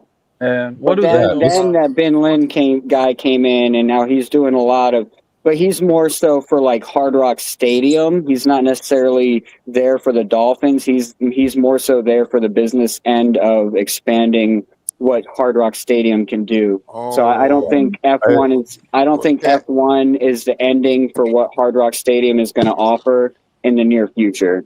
So, Cat, in other words, he's not really interested in the Dolphins. He's just interested in the stadium. In the real estate of the stadium. I think it's all of it. I think it's the stadium. I think it's the Dolphins. I think those are definitely more. It's more fun business. On it. Well, I did a story. All right, so I did a story on it when I found out that we lost our rights to have a Super Bowl at our stadium because of the F1 track. I did a study on it, and Miami Dolphins make the least amount of money out of all of the venues, including the Miami Open. Really? One game, one race from F1. One race from F1 makes $400,000 more than the entire football season for the Miami Dolphins. The 2 weeks that the Miami Open is down there, it makes $200,000 more than the entire Miami Dolphins season. So, yeah. Yeah, I sure was hoping he'd be interested in our team. Damn, that's fucked up. A little bit more because we kind of need. To me, it doesn't matter. I mean, all I want to do is win championships. That's what I want. I'm not worried about hosting the Super Bowl. Craig, you ready to embrace the tank? To do it. We're not tanking, Pete. We're not. You don't think we're tanking? No. I don't think we're tanking. We're not going to go out there and only lose. I think we're just going to be asked. I think Greer already did the tank for us. Now we're just working with what we got. But Joe, that's different. Being ass and tanking are two fundamentally completely different things. Right. But that the one tank, is intentional, one is part not. was already accomplished. Like we were. No, the reason it's a tank is because they set it up this way. This is what I'm trying to explain to y'all. No, but this was the plan. Tua didn't work out. What was the plan? How do we fix this? The only way to fix this is by getting a generational quarterback, tanking for Manning, getting something that's going to and have the fans back in it. This is how you do it. And this is how I think they're doing it right in front of our eyes. I know you guys are thinking, no, we're going to be competitive and we're going to fight. Yeah, we're going to be competitive and we're going to fight, but we're going to lose every game.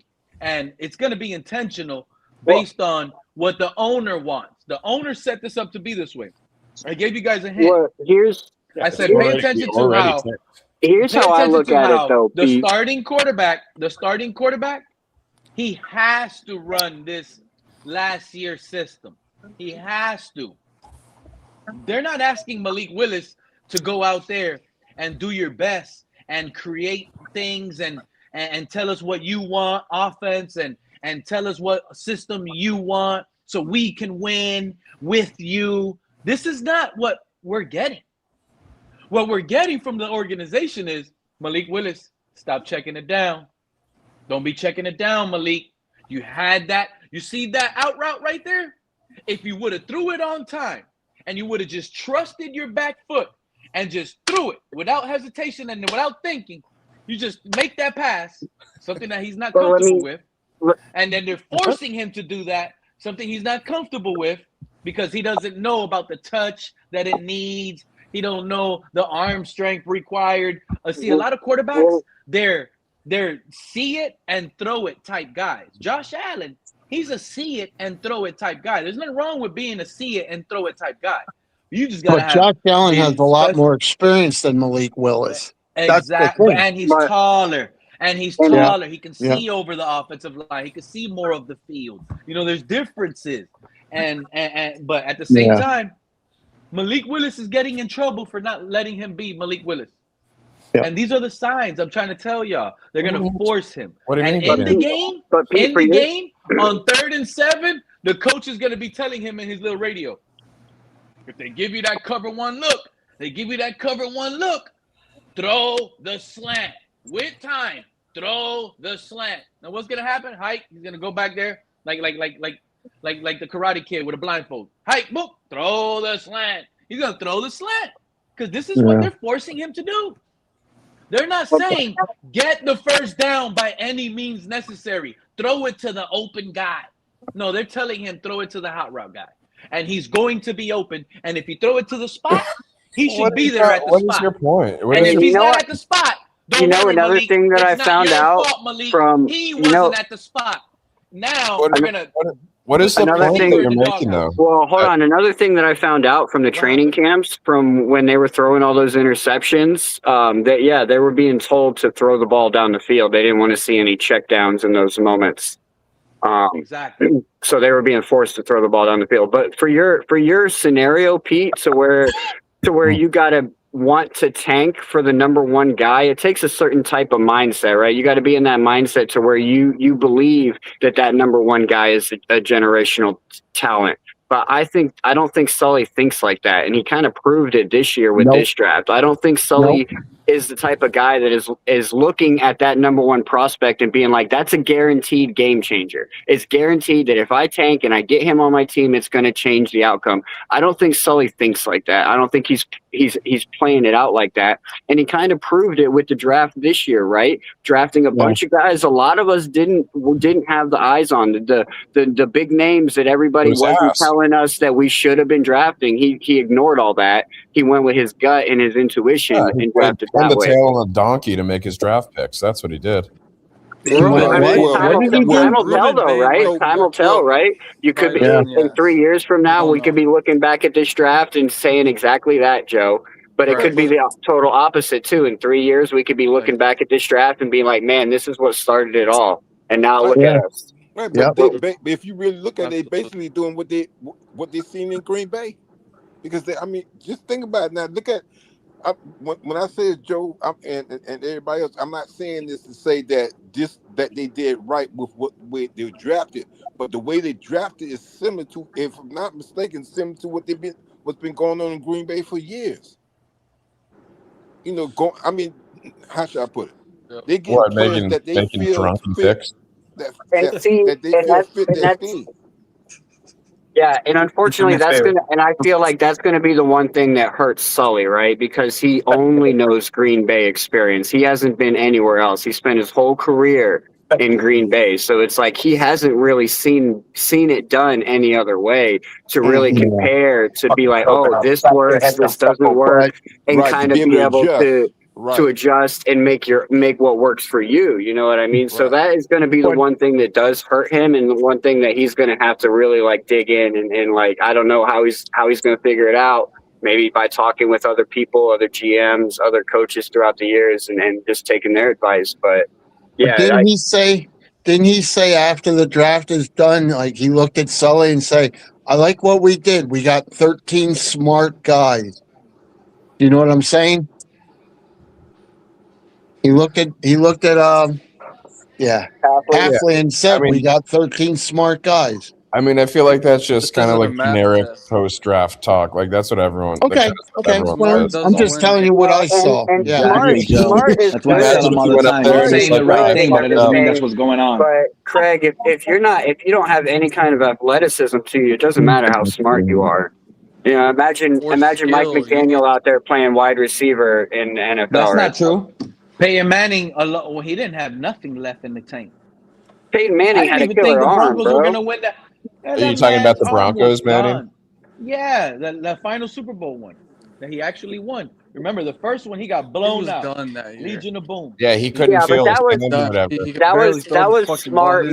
That was smart mixed with experience, though. You know what I mean? Like if you're talking about a rookie, they're not going to have any experience. That's Yeah. 20 years of experience at the highest level. You don't really see that anymore. Someone just completely calling their own plays right at the line of scrimmage, just absolutely fucking defenses up. Exactly. That's why a It doesn't quarterback that can exist do anymore. that, Joe, this because is we got why I get different. We in a mad different at era as people far that as just quarterbacks throw go. that label out on quarterback game manager as like, no, you cannot be a game manager as a quarterback unless you are allowed to call your own plays. Yeah, they basically If ended not, with Brady. exactly. There is no more game manager in the NFL right now. A few quarterbacks call their own shots, but it's more like It's like in the heat of a preset. moment. It's like preset audibles, though. It's not like Yeah. full blown play calling at the line I of think scrimmage. that might be what you see Aaron Rodgers rolling through this year. He might be having to do But something like that. no one's teams and offensive lines and receivers stay steady enough to pull off that kind of stuff. They kept, he had the same weapons for a while in Indy, Manning, and then he was experienced enough to do it quickly in Denver. Yep, Reggie Wayne and Marvin Harrison. You got it, and Dallas Clark. Dallas You gotta keep that A little lot of group those together. linemen were around for a while too. Now teams change so quickly; it would be almost impossible to call an offense up the line like that unless it's Teams change so quickly, but not really. Not really. But teams do change quickly and way faster than before. I agree with that. I wish ours had changed faster. But when you have a team that's especially believing in the franchise quarterback, Good you pretty much stick with the core. The core guys pretty much stick along. Yeah, Ghost. That's what I'm hoping our offense looks closer to than what we saw last year. I think it's going to be somewhere in between that. Bro, Pete, I'm telling you, man. I'm gonna tell you right now. Who's playing guard? Is Proctor? Is he able to pull? Is he playing? Yeah, guard? he's pretty quick for his size. I saw Proctor in college. He's pretty quick. He can pull. Is that's where he's going to play? Guard? Yeah. Which is smart. Get him used to the NFL speed, and then I think what happens is after this year, then when Jackson's gone, then I think they'll shift him over to right guard or right tackle. I'm sorry, right tackle. I meant And we got. I actually think it's the opposite. I think that they know Patrick Paul is going to end up playing himself into a $100 million contract, and they're going to just slide him one step to the left, not all the way to the right. But I could be wrong. Yeah. Who knows? That contract's gonna be clear.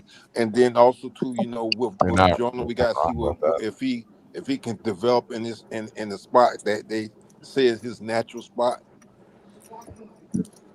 Did Patrick Paul play right tackle at all, guys? Does anybody know? I have no clue. No clue. Okay. I was just wondering, I keep thinking that he played different positions. You got to see. I mean, you got how many guys that have never played together? So it's not going to happen overnight. Craig, that's the thing. Patrick Paul, Craig, or you said Patrick Paul? Did he play different positions? No, Proctor. He was asking about Proctor. You know who was at center? I was asking who was about at center Patrick for Paul, Bobby too. Slowik? You know who was at center for Bobby Slowik in that 2022-2023 season, by the way? They had 6'6", 330-pound. You don't understand the position, Pete. You just don't understand the position. You expect. How big was Kelsey for Philadelphia? He wasn't. Kelsey was only 6'2", wasn't he? Not even. Really? But Pete doesn't understand the position. Pete wants the centers to be the same size as the left tackles. And he doesn't understand that's just historically doesn't happen. Jeremy Salyer also played on that Houston Texans team with Bobby Slowik. Shit, Dwight Stevenson was only 6'2", 255. I love me some Dwight Stevenson. That guy was good. If your center, beast. That was true center. If our center he was gets a good sick center. and he loses 9 pounds sporadically, we can probably use him as a tight end. It's not tall enough for tight end. Yeah, he'll be a pudgy potato fun. at tight end. I think we're going to be more fun than what people think. It's just It's not going to happen overnight. People have to understand that. Like It Pete, takes time. if Oh Malik my goes God, out and Greg. struggles, And if it doesn't happen overnight, you got to understand that this regime don't have the grace. And it doesn't matter if Joe You're will tell wrong, you. Pete. Joe That's can not tell you. true. True Fin That's fan not can tell true, you. brother. These guys have grace. They don't have grace. They don't even go to church. what the hell does that have to do with anything? What does that have to do with anything, Pete? Pete went Oh my religious God. on us. You don't understand. They don't go to church. I know what I'm telling you. I don't go to They got church. no Does grace. that make And you me know a how I know bad they got no person? grace? You see, look, I'm gonna be honest with you guys. Can Willis I throw a would have Hail been at Mary? the wheel. I would have been at the wheel with you guys saying they had grace if they didn't tie themselves to the hip with Malik. They didn't, though. That's what you're not Yes, they understanding. did. It's a No, if it's a you 3-year contract with yeah, a and if out you after the second year. It's a and if gamble. you sit back and look at the situation, it's really a good situation for the Tying Miami yourself to a Dolphins. contract is what we did with Tua and what we did with Tannehill. We Yeah, just came because out of a window. We just came out of a window where we spent 13 years. Think about that for a second. We Yeah. spent 13 years on Tannehill and Tua. Yeah, and if you you're look right. at the You're if you right. look at the situation they're in right now, like they're in a win-win situation with Malik Willis because like you're Absolutely. sitting here Assertive paying him question. what you're paying him, and let's say he doesn't work out, right? Okay, so you get off of the contract, you draft a guy, you get off the contract next year. Hurts. It But if does he not does, count against. if Doesn't he hurt you against the cap. That's another exactly, thing. and if he Nope. does turn out to be a guy, you got a guy for the next 3 years on a cheap contract. You see consistency out of him. Maybe you see progression out of him, and then there you go. You got a future. It's a win-win for the It Dolphins. is If a he works win-win. out, And if to he me, works Cap, out, he works out. If he doesn't work out, then we move on and we We'd be continue moving forward. 100%, if he 100%, works Cat. out, If now we'd that's be even better speaking. because We next year we can go in and draft a receiver or a skill position in the first round. Well, It we'll would be have the even money. better if he right worked out. We'll have now the money to now go out and get a guy now like we would Justin be Jefferson. talking Pete's tone. Absolutely. We would be speaking in like Pete had they signed them to a 5-year contract. We'd be like, what are you Yeah, doing? yeah, You yeah. know, that's not the case. That's not the case. You Yeah, know, It's I you a think got it's tryout. a This good shit deal. is a tryout, bro. He's basically trying out for the team, man. Hey, on who the do y'all cheap. want? Who do y'all want if it doesn't work out with Malik and we're drafting a guy and we're like a top 2, first overall, second, third overall pick? Mr. Bro, I Generational that don't can know change enough the about generation, college Joe. His quarterbacks name is to. on the title. Arch This is Manning? who the Joe, what about Dante yes. Moore? I've heard a lot about that guy. Is he good? Dante Moore, I think, is going to be the lead guy, but What's his I strengths don't and know. weaknesses? I think Like, the is he? name alone kind His of strength is boosts athleticism, arm strength. What he is known for Is, having a problem is he with a good is pocket reading. passer? Is reading Oh no, we defenses. don't need him. No, we don't need I him. think Manning doesn't even need to have a great season. He could just have a good season, and I think he'll be that top choice.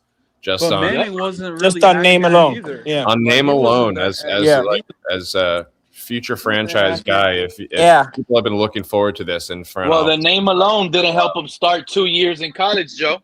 Well, and Right, that he got beat also out by Quinn is going to Ewers. depend. That also is going to depend on how he does this year too, right? So like earlier, Pete put out the stats of what he did last year. So it's like if I'm a NFL That recruit wasn't. looking at this guy for a top pick, I'm looking for him to be progressing from year to year. I just think all he needs is a good year. It doesn't have to be like top. It doesn't have to be in the Heisman race or anything. He's just got to have a good year. That's it. That's all I think he needs. Dante Moore needs to have. If he has anything less than what he did last year, then people are going to look at it as a downgrade. To the point that you're making. Correct me if I'm wrong, but wasn't Oregon ranked #1 defense last year? Didn't they have the best defense? I don't remember. Dante Moore had a good season. If Dante Moore came out, he would have been a top 10 pick probably. That's why he went back into college. He didn't want to end up with the Jets. Well, I feel like that's just like Probably what's going to happen next year, though. The Jets are Exactly. probably picking anyway. The race for the quarterback no, right I now. think a lot of these guys are staying in college because they're making so much money there. Yeah.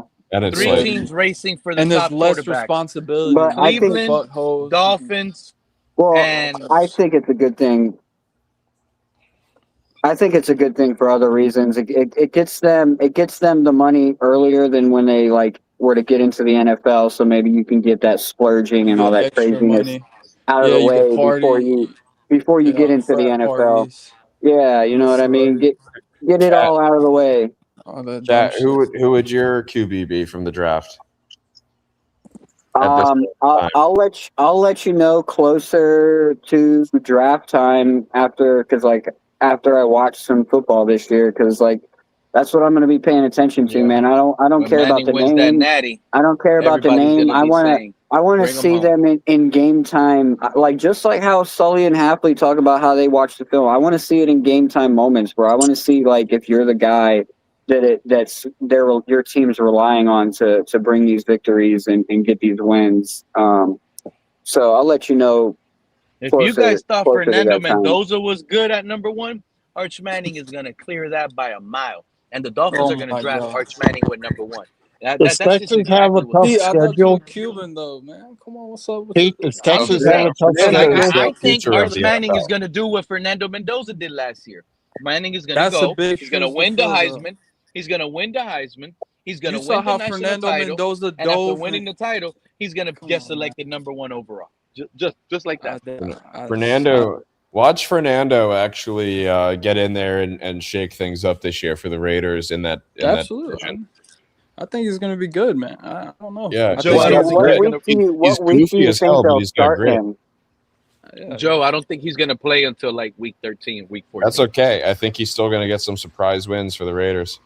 You think week I think it'll 13 be or earlier than 14? 13. Yeah, I think by at least mid-season, depending on how their season's going, you'll probably see him get rolled out there.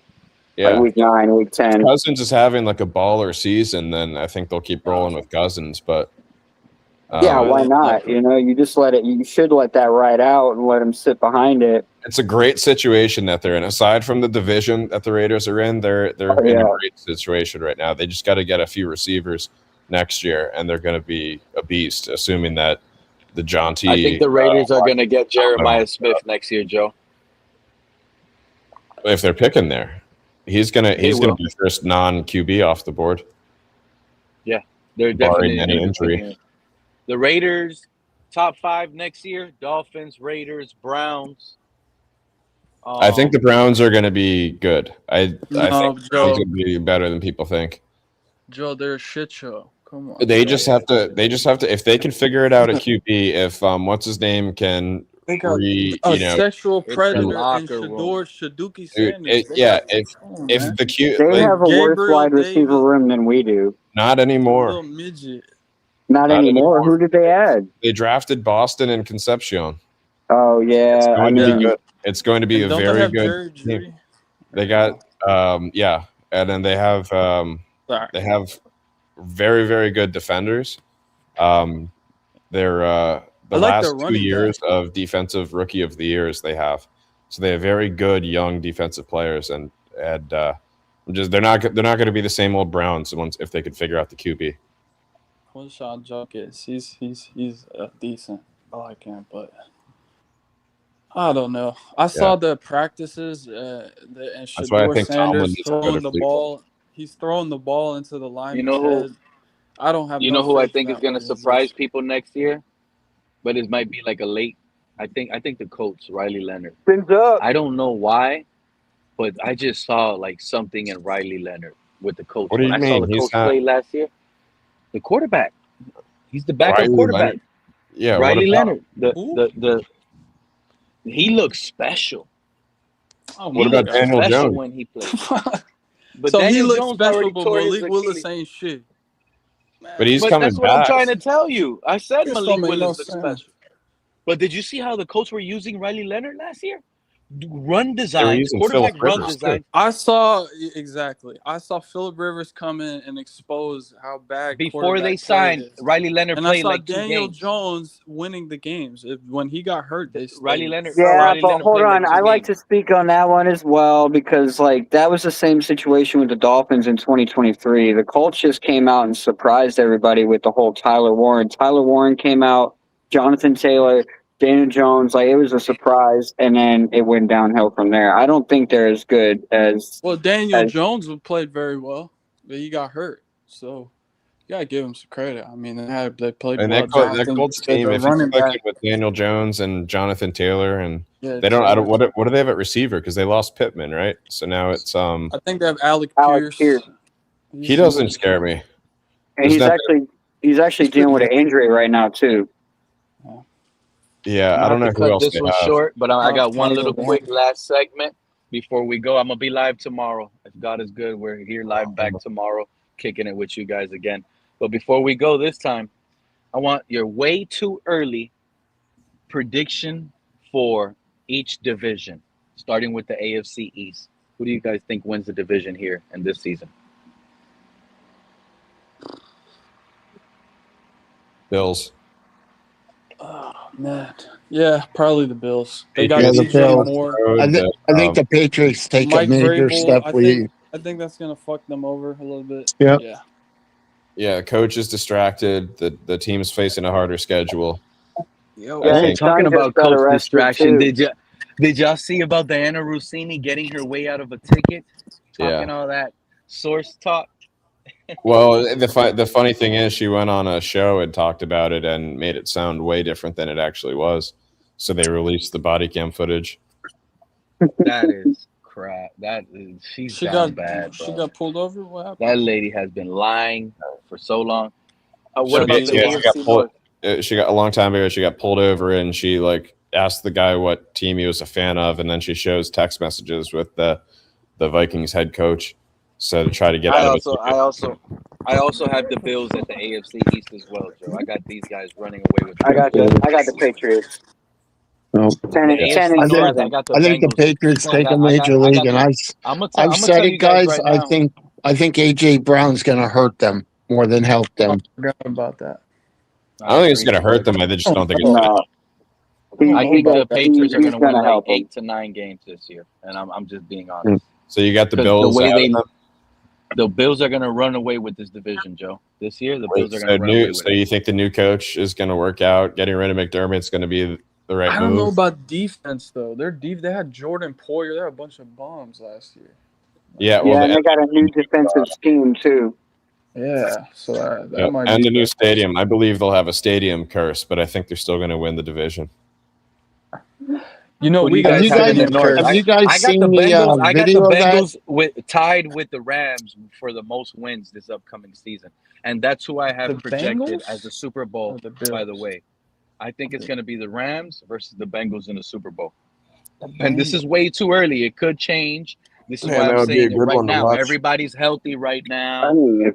Anything. Joe Burrow goes down in training camp, I'm obviously not still feeling. Yeah, I mean that's the only thing that's the only thing that matters with the Bengals, right? If Burrow can stay healthy, if Burrow can stay healthy, definitely Super Bowl contender. I think it's going to be it's either the Bills or the Bengals to me in the Super Bowl. Burrow took a lot of sacks last year. A lot of his O-line was bad. So imagine a Super Bowl where Puka's got 200 yards and Chase has got 200 yards. They're just duking it out through the air. That would be and you know what? When you go to watch football games, this is what made people fall in love with Dan Marino and the Dolphins. Because when you went to go watch a game, the games are exciting to watch when the quarterbacks are passing the ball. When you go to a game and you're just running, it gets kind of boring. It's hot out there. Who do you guys have in the AFC South? I'm going to go Texans because that defense is so nasty. There's no way that they can't Texans. I agree. I don't have that much faith in the Jaguars and the Colts. They still got to figure it out after that Daniel Jones injury, if that lingers or not. You know who's an underrated running back right now that nobody's talking about is Bashan Tootie, the running back for the Jaguars. Yeah, that dude. I think that dude is going to really shock people in fantasy. Virginia Tech. Yeah, and he ggets all the opportunity. They got Chris Rodriguez from the Commanders. They got him too, but I just think Bashan Tootin is going to take off. In the AFC West, in the South, I also got the Texans winning it. I got the Broncos winning the division in the AFC West this upcoming year, back to back. I do too. Yep. I do too, but I think the Chargers and the Chiefs are going to be right there knocking on the door. Only 1 game down or 2 games down from the Broncos.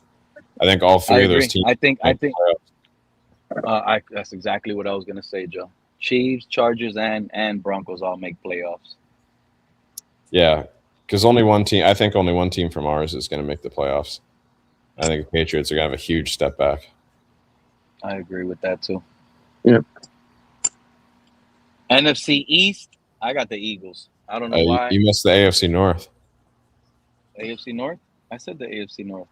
I picked the Bengals. Oh, that's right. I was spaced out. Who did you have in the AFC North? I don't know. I don't know. It's honestly a coin flip. I'm gonna say the Browns just to be different. Oh man. Wait. When you said it's year. honestly a coin flip, you mean the coin flip between Ravens and Bengals, right? Between all 4 teams. Oh my goodness. Because look, the Ravens, they had an off year and they're getting rid of Harbaugh, which I don't think was the right move. And you don't really know what they're going to produce this year. You know what you get with Lamar, but that only gets you so far. It doesn't necessarily get you wins and important wins. So I can't say that it's going to be the Ravens and the Steelers. I don't have any faith in Rodgers, and I don't think it's a complete roster. Their Tomlin list, I don't have much faith for them.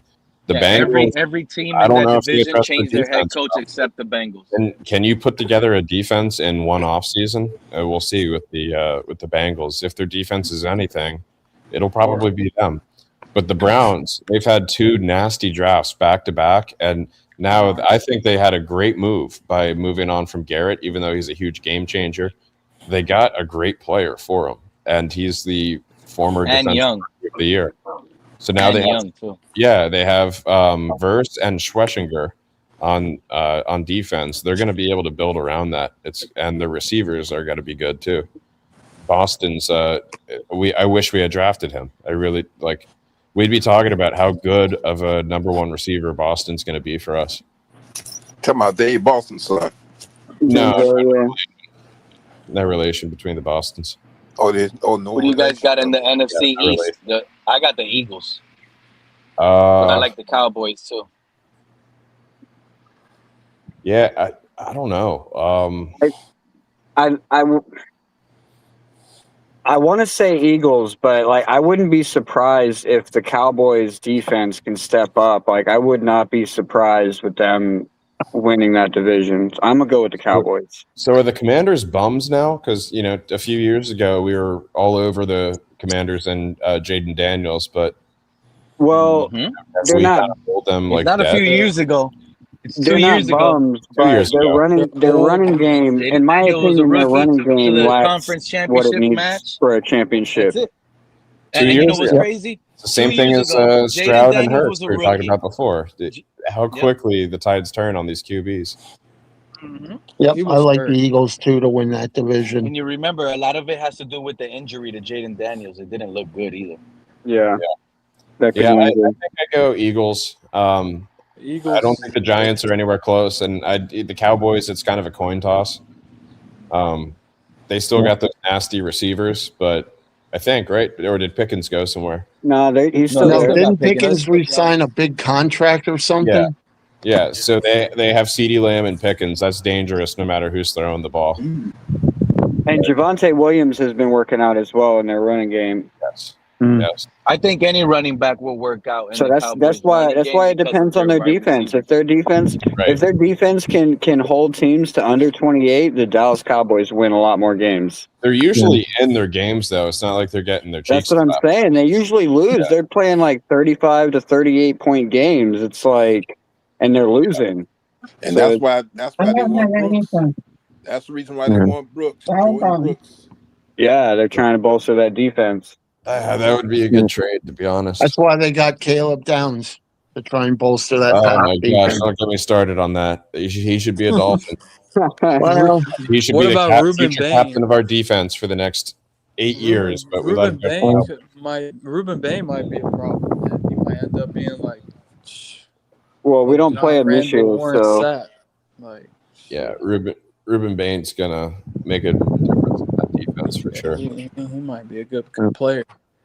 Yeah, I don't care about his arm length. Like that, if you erase that one measurement, and it's like we're talking about an inch too. If you erase that measurement, he's like a top. He's like the best guy in the draft. So yeah, the Bucks got a steal. Reggie White only had like 4 or 5 inch longer. I think 3 Jordan inch Brooks longer getting arms. signed. Dwight Freeney had short arms. But Reggie White was 6'5". Bain is 6'2", but still. Ruben Bain kind of reminds me of like Dwight Freeney, but Ruben Bain has long arms, right? No, Ruben Bain's got short arms. His short arms. He's 30-inch arms. Yeah. I was just trying to be funny on that one because that's what he was getting attacked with all off season. His short arms, bro. We're gonna see. How about the NFC North? What do you guys got there? I got Detroit running away with them. I got the Bears. I like the Bears this year too. On the door of the conference You championship. think Detroit comes back and wins it? I actually have Caleb Williams as my number 1 fantasy quarterback for this year. Nice. Damn, Yeah, no luck for I the think that Packers. team's He finally got the offensive line he needed. They're in good I'll shape. be the unusual one. I'll go with the Packers. What the heck? And he's been practicing them deep bombs at OTAs. I've been checking out the Bears camps and stuff. Like it's looking nice. The The Lions Bears got a down really the corner. bad schedule. The Bears got a really tough schedule.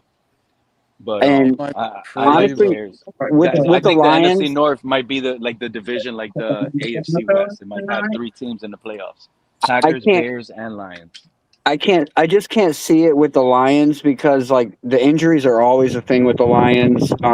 And I think them getting rid of David Montgomery and bringing in Pacheco in his place is not going to be the same effect they're expecting. You don't think Pacheco will be fair good? point about the Lions. They have had some injuries, but it's been to your young guys. They just cut. They're down a corner. Just cut their cornerback Terrion Arnold. They just lost life in prison. Yeah, for some kidnapping and robbery. Yeah, that's crazy, right? I mean, the fact that he decided to retaliate over theft when he's making that kind of money is especially after he had already made a police report about it, bro. Like what? You can make right? Don't you have insurance on on your jewelry and shit? Bro, he's making $14 million in 4 years, and he got retaliation over like probably $250,000 was a drop in the bucket compared to what he would have made throughout his career. Exactly, bro. That's crazy. $14 million rookie contract. Walk away, man. Walk away. God damn. Sometimes it's easy to say walk away, man, but nah, Pete, come on, Pete. No, Pete, you know you got you surrounded with the Pete. wrong people. You gotta cut those people off. Well, the bad part is it's not like it was like the same day or like right when it happened. It was like this was like a planned thing that he pulled off with his buddies. He had like a girl backdoor. He had plenty of time to rethink it and be like, no, you know what? This is a bad idea. Yeah, there was a group chat where he was conspiring it all, and there was even reports. There was even reports that he was on video chat while en route to the location while they had them at gunpoint and pistol whipping them. Movie. Premeditated. They got all the text messages. You got your phone on you while you do the crime. They can track your location. Like people are stupid if they think you can get away with that kind of shit. It's crazy. But like I said, he got bad friends. Like his friends don't give a fuck. And that's a fact, because if you got friends like that, man, you're supposed to take care of the meal ticket. He made and they snitched on him too. They snitched on him too, man. In fact, did they? Yeah, can't really call them. Yeah, I've been covering the whole story, man. You can find all of it on my page. When you life in prison, you gonna snitch. If they tell you you're gonna spend the rest of your life in prison, Well, someone gave up the location because they were in an Airbnb. Someone had to have known. Well, of course. That's the inside. Someone on the inside. Not trying to go to prison. Well, so what happened was his Airbnb got robbed. That's what got robbed. And then they had set up so like he had 2 girls lure the 3 guys to a different location in an apartment building. and Yeah, that's How did they straight know? shit. How did That's they some know straight which shit, guys bro. it was that came to rob him? Like someone well, had it to turned give up the location. So Terry Arnold thought that he knew it was the right guys, but it actually turned out that they were the wrong people altogether. Like they weren't even the right people. Yes, they weren't even the right people altogether. But yeah, he had two girls lure them to this apartment building. There were two guys that were waiting in a closet. And the two guys that were waiting in a closet, one of them was Terrion Arnold's cousin, and the other one was one of his security guys. Yeah, but I think the fact that his Airbnb, Terrion Arnold's Airbnb, is what got robbed. I don't think that's coincidence on just a random house robbing. I think that someone knew he was staying there.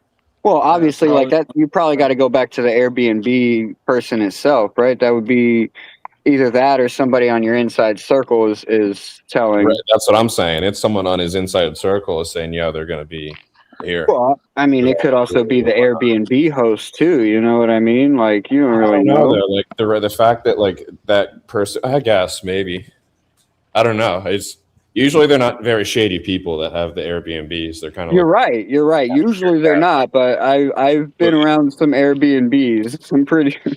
Yeah, but here's the thing though: if you're Airbnb owner and you know, well, I shouldn't say, if you have an idea that you got a football player or basketball player coming to your Airbnb, you know, someone may be tempted to say, you know what, maybe I need to boost this house up or whatever. No.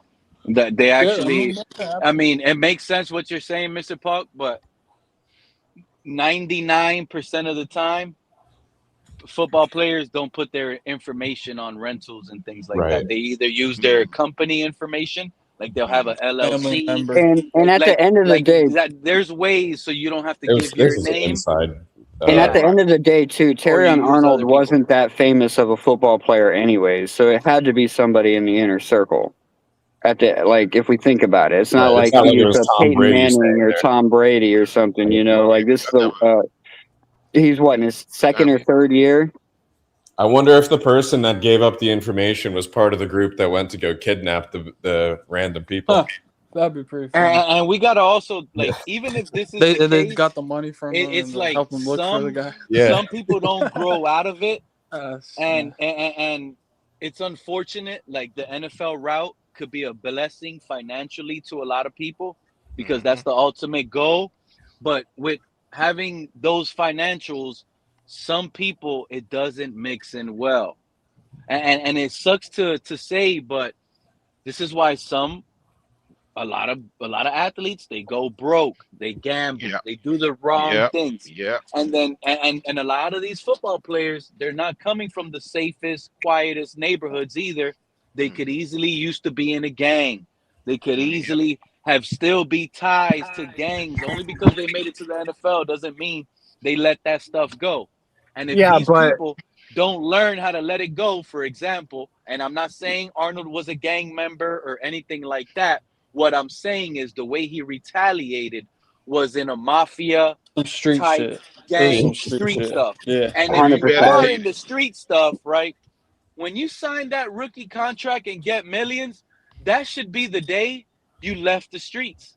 That should be the day. The moment you put that ink, forget it. All my homeboys, really, all it's the before that in meetups, college now. all of that, you gotta just erase it like it never existed. Right, because you're gonna find yourself. Because what happens is, and you know what happens is, your friends you grew up with, you get extorted. They think you owe them something now because you made the money. Yep. Look how big they're blowing you up. They're blowing you up. Shaq, You need James money. Harden. Let me hold some money. You got millions. Let me get this. Buy me this. Buy me that. Check in. They tell you to check in. You gotta check in. I'll protect you. Who the hell? I got millions now. I'll hire the biggest security team everywhere I go. I don't need my gang. I can do it professionally. Right. Did you see Kobe Bryant? Exactly. It's about maturity too, Pete. When I was 21, I was not mature. If you gave me $15 million, I would probably be dead, bro. I ain't gonna lie. But now I've learned so much since that time. And that's how people are. But you don't know where this kid is coming from, what kind of things, mental health kind of shit he's plays how he was raised. Because it doesn't seem like someone who would set someone up, that's not a mature person. That's But not. Pete has a point when he's talking about like a lot of these kids, like they don't come from great growing up, like they grow up a rough life, you Absolutely. know. But like Yeah. the reason You have bad examples. You have bad examples growing up. sports though in the first place when you're a kid is because you look for an You have exit from opportunity. that. Yeah. You know what I mean? So like to go back and make a decision to throw all of that away, it just doesn't make sense to me. Even if you did grow up in that lifestyle, like you worked your ass off to get where you are to get out of that. So But why see, revert there are back big to like that? Shaquille Here's the thing O'Neal, about James that. Harden. Those guys are connected to gangs, bro. Like there are See, Cat, successful players. here's the thing about that also. That's Sometimes what's you gotta fucked think up. about this too. Sometimes these guys get when they start making that much money, they don't really know how to handle their money. They don't know how to handle their finances. And what happened. And Yeah. I'm not saying that as an excuse. I'm just saying sometimes they don't know how to handle Never their grow No, up, finances. you're Mr. Falk. They never 100% right, grow up, Mr. Yeah. Falk, and Mr. Falk. that's They why I never love the NIL deals now, because like we were saying earlier, like it gives these kids a Earlier chance to experience. get like some big money in their pockets before they But it can become also adults. enable a kid who's too Right, young to have but you money know to now what? put themselves in a bad No, position. but see, But Like that's I now why. said, when I NFL was teams, 20, but it happens before they make it to the NFL, right? So now an NFL team doesn't have to waste but their the draft difference pick. is you're a The risk professional is now. removed for us as NFL fans. Yeah. Okay. And Say But so that see, that's again. why I say. the That's risk why I is say. removed for the teams and the fans to, see a player all of But a sudden when you're crash out. younger, that's when you're more impressionable. That's when you need to learn those lessons early. It's better to learn those lessons early on than come to the NFL Yeah. and But end up but Well, see, bad. what why I he say. did with That's why I say. retaliation, that's got to be learned at home. That's why That's that why business I needs don't to be like that. learned, And not I don't retaliate. agree with. Yeah. I mean, I And then at the get age paid, that you but did it, there's no excuse. Yeah. Even if right, you're in the there gang, is no excuse. even if you're, Even oh, if you I've were been in the gang 21, since I was 11, I know no better. there's no That's excuse. false. By the Yeah. time your ass gets out of high school, first of all, by the time you get out of middle school, you know what's right or wrong. There ain't You no know telling me earlier nothing. than that. You You just know said You know what I one mean? earlier than thing. that But to by not the time retaliate. and you going to college and you made it to college, you definitely know what's right or wrong. You Now made you it can to the still have league. gang You making ties 14 in million a But college, year. but you you know know what's that right by or like wrong. second grade. You know Yeah. kidnapping But someone ain't the right thing. Even if is they did you wrong, they robbed me, and I'm gonna get But my Pete, get that's back. that street shit. Okay, Pete, you don't if call you the were in the cops. You fucking. streets and you were still That's what living you that would do. street life and you don't have those millions, now I'm not Right. telling you to go do it and do it yourself, because even if you're in the streets, you still might as well call the cops. The reality Absolutely. is But that's not what use the happened. law so you don't find yourself in trouble. But that's not how the streets That's go. The streets are right. gonna find it themselves and handle it themselves. That's it. Exactly. That's just the reality of it. That's just the reality of it.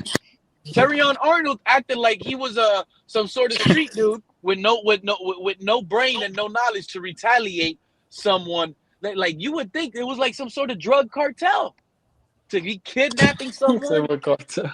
You know what I mean? You That is He's like kidnapping a it's someone. crazy. Sinaloa. They stole It's so something from you. excessive. Is it that serious?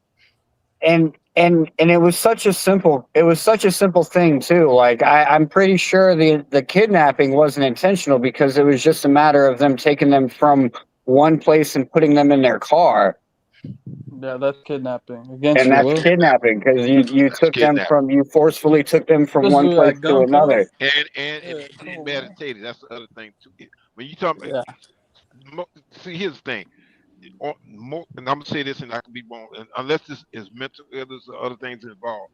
When you wake up with the um with the mindset, okay, I'm gonna go and kidnap. I'm gonna go kidnap somebody, or I'm gonna go rob somebody, and all that.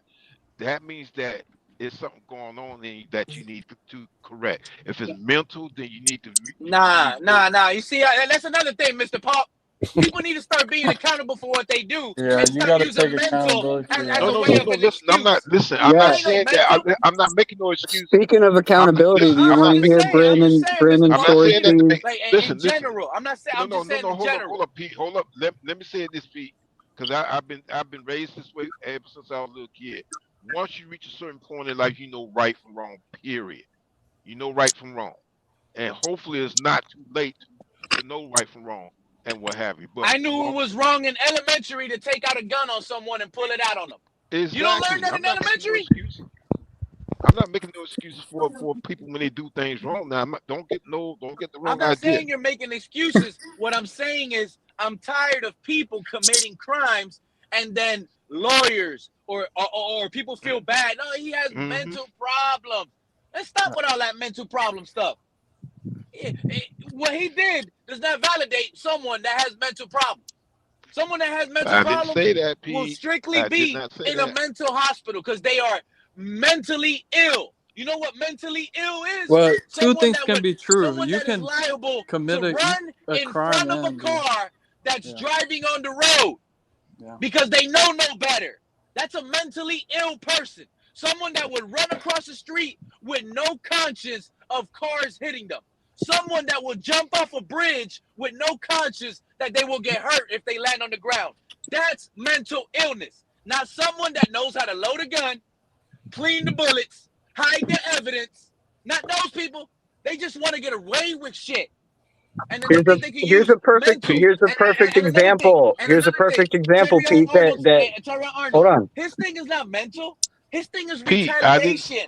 I did And not I can give you a perfect example to go with that with Brandon Sorsby, like with his gambling, and people want to call it a problem, but he literally went to other people to place bets for him, knowing it was wrong, but yet he didn't. Well, He it's an wanted. addiction. That's an addiction.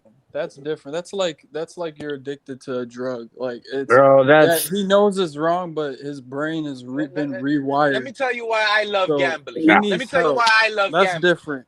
No, Gambling Arms- makes you that's lose just a lot a of way of money. thinking, I'm gonna tell you man. right now. Calling it an addiction, You can calling it it is addiction an allows addiction. You lose a lot of the money and you can win a lot of pharmacy money. to And it can provide you a happen overnight. drug so that they can make money. It's a way of thinking. It's not an addiction. It's just a I way of agree with, but thinking, bro. psychiatry and psychology are different.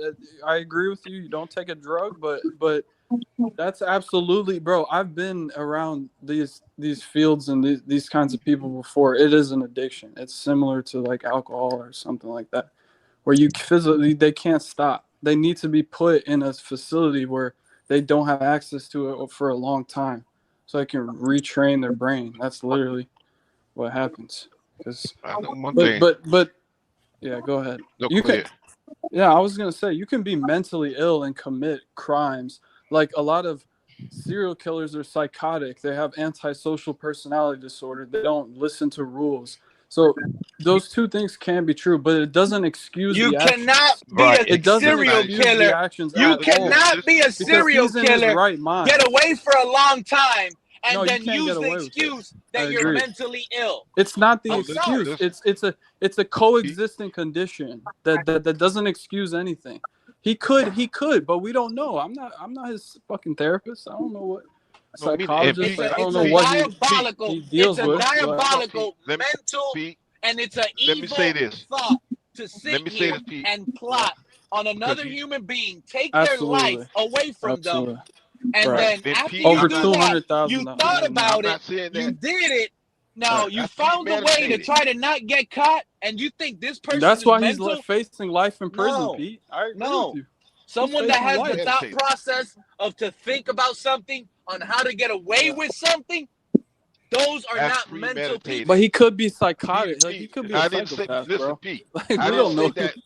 There's just other people that are willing to take it to somewhere where some other humans are not willing to take it to. Let me say that this. doesn't mean because this no, you're right, murderer, Pete. It doesn't mean that. somebody. It doesn't mean it could be a possibility. So he's mental. That human was he went deeper to do something that another human does not want to do because that human knows it's mentally wrong. And Pete, what did I say the first when y'all first talked about that? I said it was premeditated. I did not say that was mental illness. Listen, what I'm saying. Hold on. Let me say something though. What I'm trying to say is this, and this does not really apply to him unless they prove it so. What I'm trying to say is that mental illness is a serious issue in this country, in this world, and it's not getting enough attention. That's what I'm trying to say. First of all, Mr. Paul, that's what I'm trying to that's what I'm trying to say. Let me finish. Everything is being thrown out as a mental issue. Pete. No, I agree with that. I got mental issues. I no, couldn't pay the Pete, rent, so I committed But a mental crime, health and is a that's why I problem. have mental It issues no. is. because I See, couldn't Pete, afford not rent. listening to what I'm saying. I'm Nah, not man. saying that what that man. I'm not saying what that man did was mental illness. I'm not saying that if Right. somebody wakes up in the morning wanted to kill The somebody, I'm problem not with saying the that's world mental today illness. is What everybody I'm wants to saying that label I'm everything as a separating mental what issue. you're saying. What you're talking about, I'm separating. What I'm speaking on is the issue called mental illness, not for people to use it as an excuse. Mental illness is a serious issue, and it's being put under the bridge. That's what I'm saying, Right. and it's the fact. Yeah, It's going on. that's true. I'm not saying that it's an That's why Cat in excuse. the Hat said they And be you know taking them what? It's an And issue you pills. know that's what? going And on you How know they get what? them that's pills? not And you being know Everybody what? done want enough pills. And attention, you know what, and Mr. it needs Pop? to get They some don't more attention address it. because we And you got know Absolutely. what, people. Mr. Pop? You And got that's people what happens who are in when the armed humans. service that go to war and they come back and they're not getting the attention that they need. Right. That's what I'm They talking give him, about. Mr. Polk, they give him a pill like Cat in the Hat said. They expect It, everything to fix itself. exactly, That's why we're the and most it Mr. doesn't Pop, work. over-medicated country in the world. That's what I'm Mr. talking Everyone about. Pop, takes I'm not saying pills. Mr. Pop. I'm not listen. I'm not connecting this to what that issue with the football player. I'm No, just bringing up Mr. mental Pop, illness because Mr. Pop, it's a listen to me. subject that touches my heart because Mr. Pop, I see what's going on and Mr. it's Pop, not good. Mr. Pop, you're 1,000% right. But this is the problem here. Mental issue, it is a serious issue, like you pointed out. But the problem right now is so many people are using mental issue as an excuse to buy themselves out of things. Oh yeah, And yeah, that's they why, Yeah, and right, that's why and that is a it's problem. now that is using also. mental Yeah. issue is becoming an even like a thing of the past. Like, oh, you saying you got mental problems, nobody wants to hear it because it's been used as an excuse so much Like a Can lot that I? of nobody kids wants will to Can hear say, it. I? And it I have sucks for those that anxiety. Am I? really have a Hold mental on. issue. Exactly, Can Pete. I? That's Can I what I'm use saying. service animals as a perfect example for that? Go ahead. What do you mean? Like you know how like service animals used to be like a legit thing. You only see them in situations where like they were Oh, actually needed, but right. now you have people claiming everything's a service animal. Everyone has a freaking service animal for like emotional Right. needs You and could things be like having this. a bad day, so you deserve it. You And know. you're not even allowed to ask for papers or anything. Like if you're like a business owner or anything, like you're not even technically allowed to ask for any type of paperwork. So you just kind of have to take their word for it. And Yeah. that's funny you said that, Cat in the Hat, because Oh, this morning I was in absolutely. Sanibel Island. Cat in the Hat, I was in Sanibel Island this morning. I went to a little supermarket, and entering the supermarket in Sanibel Island, the little store, they had a sign in the front that says, "Do not use your dog and use them like as a service pet," something like that. It was like, and I'm like, well, like you can't bring your dog into the store real quick. See what I'm saying? But that store didn't want the dogs in the store, and they're using the sign as it's not a service pet, so don't bring in your Yeah. dog. Maybe they got tired of people, like you said, faking it or using it as an excuse. Because listen, you can use. I've done it before in my life, where you use mental health. Oh, I had anxiety. I couldn't go do this and get the job. Oh, I had depression, so I couldn't go, live my life, do this. I never seen You that can sign use in my that as life. That was the those as first time. excuses. Or you could say, I have this mental health illness, so I'm a bitch to everyone. I hear a lot of women say that. Oh, I'm crazy, so I'm very What do feisty, the whatever. women That say? doesn't give you an excuse. Just because you're mentally ill doesn't not give you an excuse to behave the way you behave. You need to take it upon yourself to To go to get to help. to get help and fix Get those help. issues. There Absolutely. you go. So I agree with That's P. A lot of kids say I have anxiety. Like life is full of anxiety. Life is fucking Exactly. stress. But you need to Exactly. deal with it. You can't when you get to that point and then you back up. That's not how you do it. You have to be uncomfortable. You have to push past that barrier and really sit in that. So that's a huge issue today. I agree with you. And if they try to use that mental health stuff to try to get a lower sentence or probation or Yeah. this and that, Yeah. that's disgusting to me. I think that and Yeah. helps it is to degenerate me too. I society. agree. To be I honest. agree 100%. It's disgusting. Yeah. It's disgusting. Because if he truly was dealing with issues, he needs serious help. But that's not No, but that how but it from what y'all goes. telling me, that was You got to go to premeditated. jail. You're not gonna That get was help in jail. premeditated, which means that he had time Right. Think about what Think about it. coming up with the idea to do what he wanted to do, and he did it. Right. So know that to me, They have the he going to group jail for that. messages, the text messages. Like, you're fucked, bro. And then You're but I'm gonna fucked. say You this got to also: go to jail. when it comes down to athletes coming out of high school, I think whether it be the NFL or the college and university, they need to have a committee set up to go to these schools and whatever and talk to these kids about Absolutely. what We they got to how do a better how they job of that. They do, Absolutely. Mr. Pop. Set a That better does example. that. But No, they don't, look, Pete. no, You It's not not just a working. little But bit. let me tell you. But you know why they don't? Because these parents are soft nowadays. These Damn, you parents are cooked my soft. ass. I And, ain't gonna and lie. let me that's tell you part something, that's Damn. part young of 3K. No, You got 3K, me. he's right. you know who's Yeah. and Omar Can't say Kelly. nothing to that. And y'all know I like Omar Kelly, but and everybody ain't gonna always be right. But Omar Kelly the other day, right? You know where Teddy Bridgewater was coaching at Northwestern Bulls. He was coaching at Yeah, high school. hmm and he So used to. they just dropped the clip, right, of a coach slapping a high school kid over the helmet and screaming at him. And Omar Kelly wants to retweet it, saying, "Oh, this shouldn't be going on, this and that, and whatever the thing is was." And it was like, bro, we're like you always Football. like to claim you come from Carol City. And if you're Oh, from come on, Miami, man. you know Harris Carol City, they City was isn't the fighting exactly. every day. You coming from the hood, so you know if you're Yeah, coming from the hood, you live in Liberty City, Carol City. You know you're coming from Hialeah, Cameron. all the places. And some of the Hialeah. hoods, Oh and my God. some of these kids don't have a Jesus. father figure at home. hmm Some of these kids, they growing up with a single mother, Yeah, siblings, yeah. six Yeah. siblings. You know what I'm saying? And Some then of Pete, these you got kids, social media they too. need Social that media slap in got the the head. parents. Because some of Yeah, these kids social don't media. got the motivation and practice. They want to quit on the first week. Yeah. So a coach slapping him over the head, screaming at him, telling him not to quit. You got all the skills in the world, doing whatever it takes to motivate this young man. Now it has to be now they want to punish the coach. Now they want to punish the hmm coach. Because Yeah, you know, yeah. teenagers got the thickest skulls in the world, right? And they got the smartest brains alive. They the smartest in the world, and they got the thickest skulls. They don't listen. Yeah, because Pete, when I was coming up through, they call it part one of football. I'm gonna tell you something. When we messed up, our coach would slap us on top of the helmet and tell us to run around the whole park and what have you. I mean, And we would throw up. That's hey, You have a basketball whole riot. preseason. You go Yeah, to we these would little throw Pop the guess Warner what? fuck up. games. Hey, Mr. Pop, you go to these little Pop Warner Pete, guess games. what? You already hear Guess the what? parents crying My that their parents. kids ain't playing. Guess what? Let the coach scream at the kid. Oh, don't be talking to my son Yeah, like that's how that. they We are don't today. talk to him at Yeah. home like that. Exactly. That's Oh, how they are that's today. exactly why I'm Their talking to kid him can like never this. do no Because wrong. y'all ass ain't That's doing what it. it is.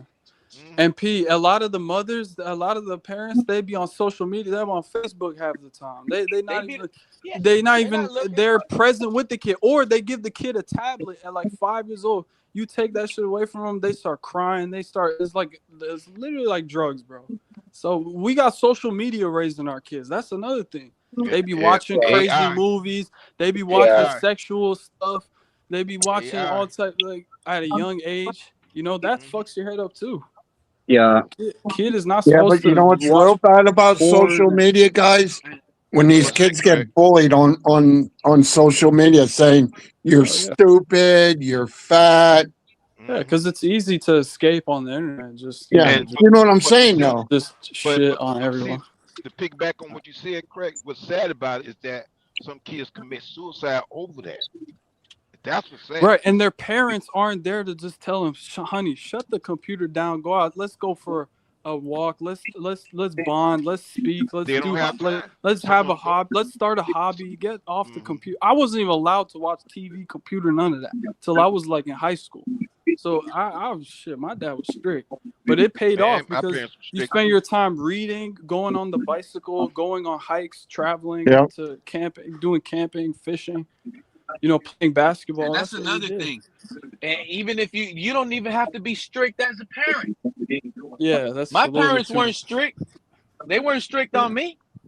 And I mean, I'm just saying, like, you don't even need to be strict. I'm not trying to say Yeah, I'm because I perfect think either. being too But strict is overbearing and You it can be has a firm. backfire. exactly. Yeah, you need a Exactly. balance. You need a You don't balance. want to lose that friendship with your kids either. Absolutely. Yeah, you need that trust, especially with a father and son. Yep. That's That's why a lot of our kids are lost and weak, and just reliance on technology and all this And I'm stupid sorry, shit. AI is gonna make No it common worse. sense. I hate to say it. Yeah. AI is gonna Oh, make absolutely. it worse. Yeah. Absolutely.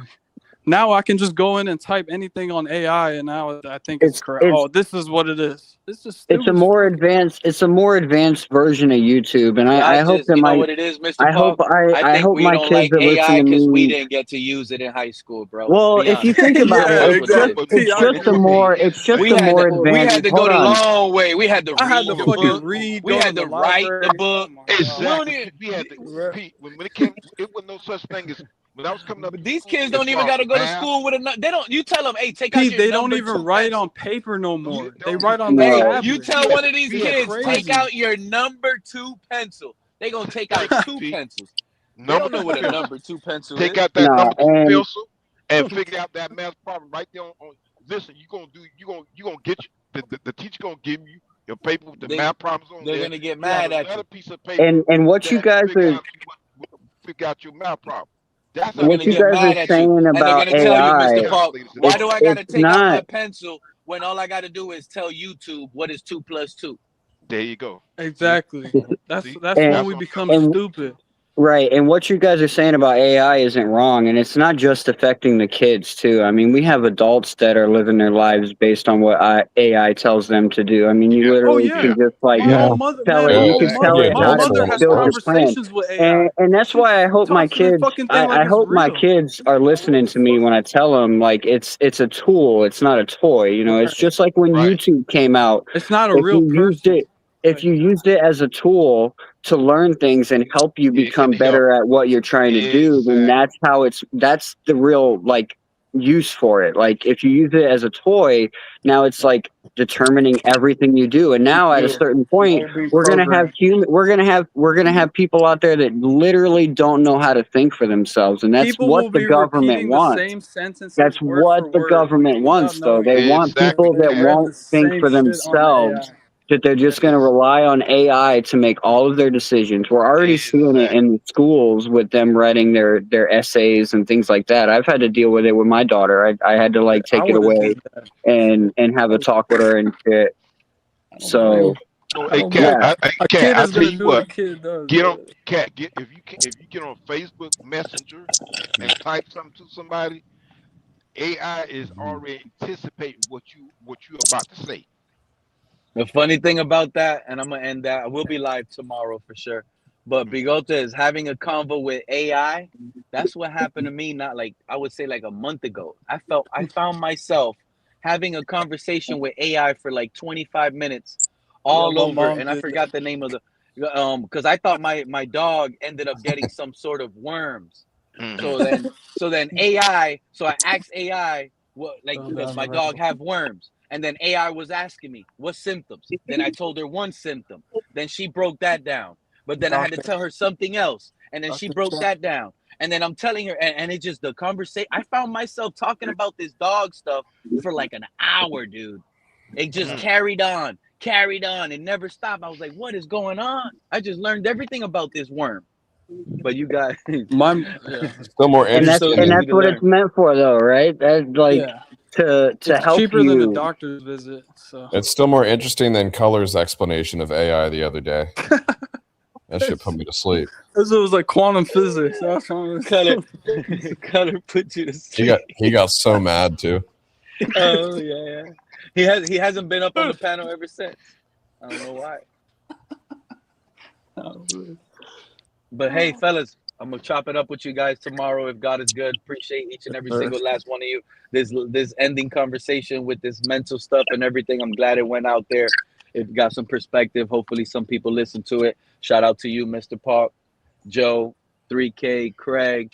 Appreciate you. Yeah. Shout out to you, Cat in the Hat, man. Thank you, Pete. God bless you guys. Take care. Yeah. Everybody take care. Peace out, chat. Peace out.